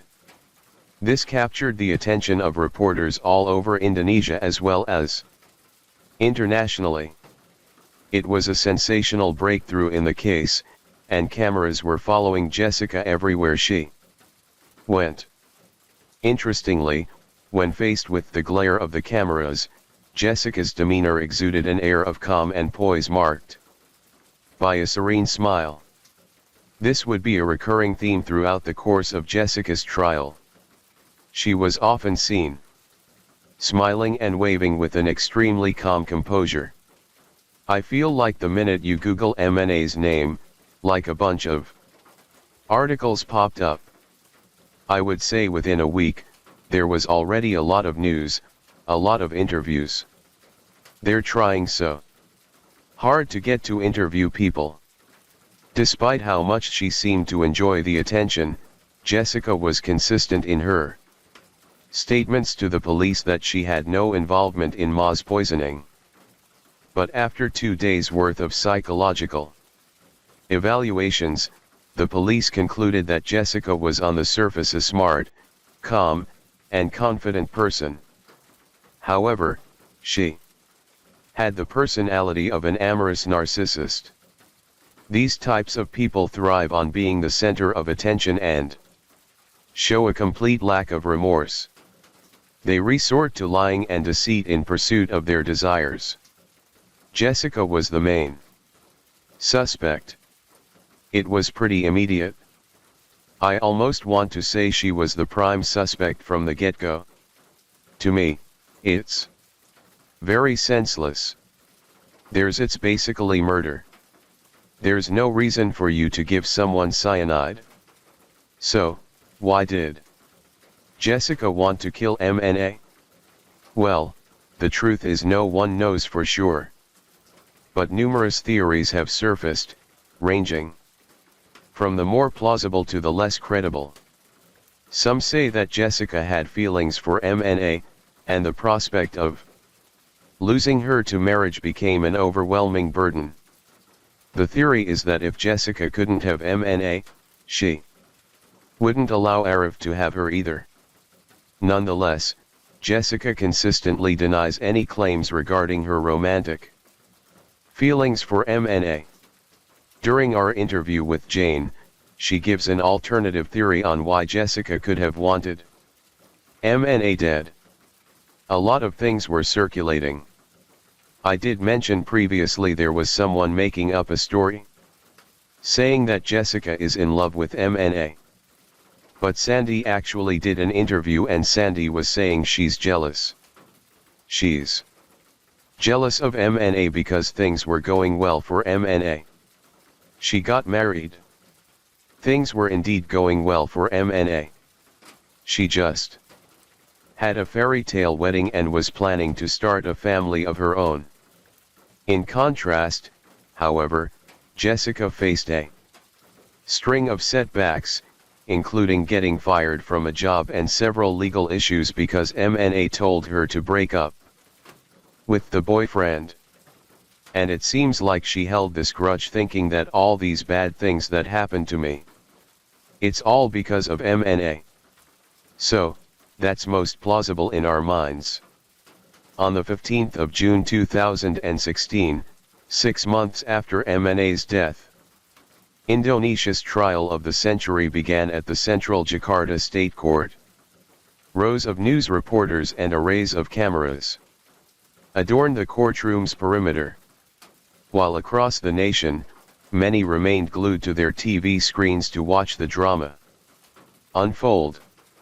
The trial began with the prosecution accusing Jessica of premeditated murder, urging the court to impose the death penalty. They brought in a parade of witnesses to testify, including MNA's dad, Eddie, who took the stand and recounted how Jessica was acting strange at the hospital on the day of MNA's death. He stated that Jessica was unusually composed and calm despite having just witnessed her friend's tragic death. He also mentioned that Hani, on the other hand, was visibly shaken and in tears. Then Samay Kako, MNA's newlywed husband, testified about her relationship to Jessica, saying how MNA would feel uncomfortable around her ever since the altercation at the restaurant in Sydney. The prosecution went so far as to call upon Sandy, MNA's twin sister, whose testimony revealed something astonishing. She claimed to have overheard Jessica utter the words, "I'm sorry," after MNA was officially declared dead at the hospital.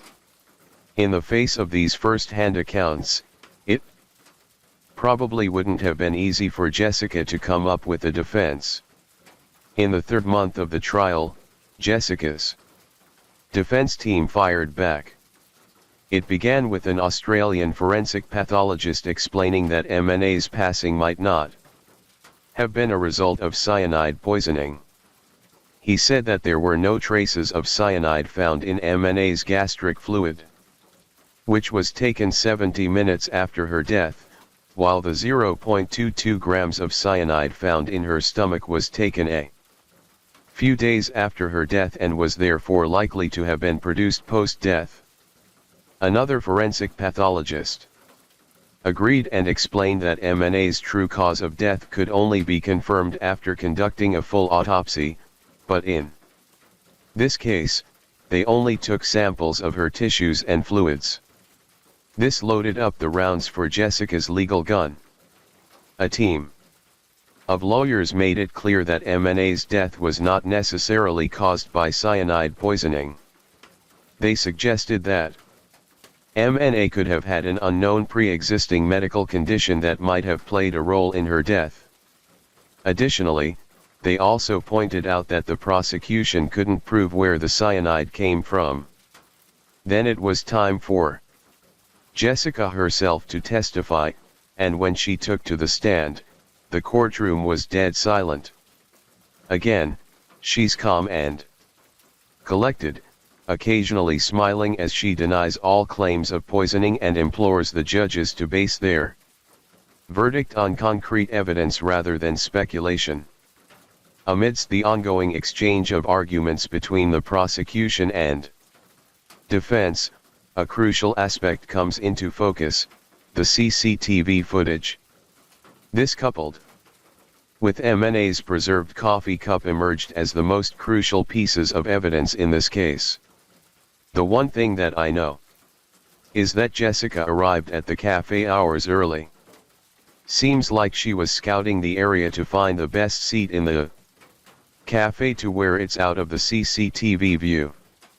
What Jane says here is right.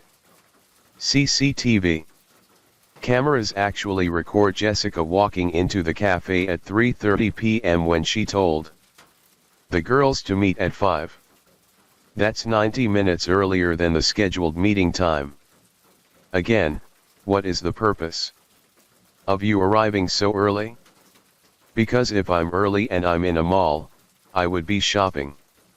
I wouldn't be sitting around looking for the cafe. I would just maybe get there 15 minutes early or 30 minutes early. Then the cameras pick up more unusual behavior from Jessica. Just 2 minutes after her arrival, she leaves the cafe, explaining that she's heading out to get gifts for her friends. At 4:14 p.m., she re-enters the premises, carrying 3 shopping bags from Bath and Body Works. However, instead of proceeding to her seat, she navigates through the cafe, surveying her surroundings from various angles. Police speculate that Jessica did this as a precautionary measure for what she was about to do. Because the last thing you want before you poison someone is to get caught by CCTV cameras doing so. She was definitely looking for the most secluded spot in the cafe 1000%. It was too obvious. She glanced around the CCTV a few times. I mean, when I go into a cafe, I don't look for CCTV. I look for a seat. Or maybe the waiter is like, hey, do you like this table? Okay. I'm like, yes, this table is okay.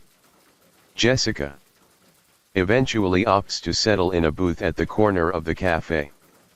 The foliage did well to obscure her presence from nearby CCTV cameras, but there was one camera situated across the cafe that maintained a direct view of her. It could be possible that Jessica was aware of this. She might have even made eye contact with the camera. However, her subsequent actions are what really stirs intrigue.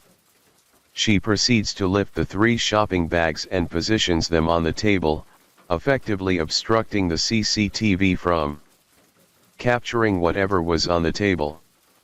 Minutes later, Jessica orders drinks for her friends, which arrive at 4:24 p.m.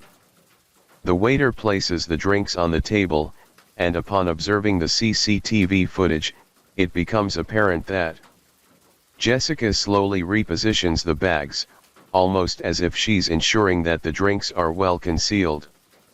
I guess for whatever reason, she really wanted to order for them. So that's what happened. I mean, I would rather order my drinks when I get there, because if it was a hot drink, it'll get cold. If it's a cold drink, the ice would melt. At 5:16 p.m., MNA and Honey arrive. The Vietnamese iced coffee that was meant for MNA has been sitting on the table for close to an hour. After sitting down, MNA takes a sip and her expression registers clear distaste with the coffee. Seconds later, her head tilts back and foam is coming out from her mouth. On the 27th of October, 2016, Jessica Kamala Wango was officially convicted for the murder of MNA Salihin. The judges agreed and found the prosecution's case to be convincing and plausible. In their deliberations, the judges found Jessica's conduct on the day of the incident to be incredibly suspicious. Not only did she enter the cafe hours before, seemingly to familiarize herself with the surroundings, she also deliberately placed the shopping bags on the table to obscure the camera's view. Hence, Indonesia's trial of the century reached its conclusion as the judges delivered a verdict of guilty for premeditated murder, resulting in a 20-year prison sentence for Jessica. She would not be facing the firing squad as Jessica was an Australian citizen, and a bilateral agreement between the two nations ensured that the death penalty would not be pursued in the event of her conviction. So, how does Jane feel about the outcome of the trial? It's a little half for us. We felt that there was justice because they were able to keep Jessica behind bars for 20 years. But I think all of us were hoping for life sentence. There's a little bit of relief because it has been long. I cannot imagine how MNA's family and her husband felt throughout the whole trial. When the news broke out about Jessica's 20-year prison sentence, her legal team declared its intention to lodge an appeal. Expressing his reservations and dissatisfaction, Otto Hazebwin, the chief defense attorney for Jessica, remarked, "We are concerned and disappointed because the judges did not fully consider the evidence that we presented at the trial. The judge has only considered evidence from prosecutors. As of today, Jessica remains behind bars with her sentence intact. The future is uncertain, but what is clear is that her legal team will continue attempting to clear her name. I cannot imagine how MNA's family and her husband felt throughout the whole trial. It's not fun, and I'm sure they want to see the end of the trial and to have the 20 years verdict. I think Sandy is okay with it. I follow Sandy's Instagram. There was a post. She wrote, 'My sister can rest in peace now.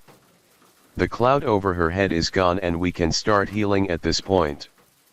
Thank God. Rest in peace, my dear twin. I love you forever.' MNA is, although she can be tough, she has like a tough exterior. She's actually so loving, so caring inside. I'm going to tear up. She is. She's just super sweet.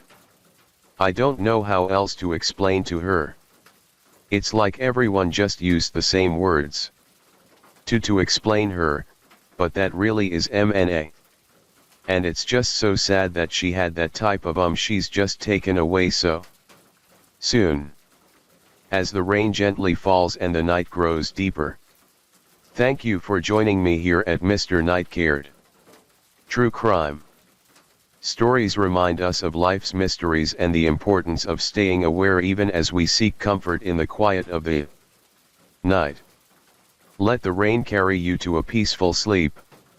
And until we meet again, stay safe, stay curious, and let the night watch over you.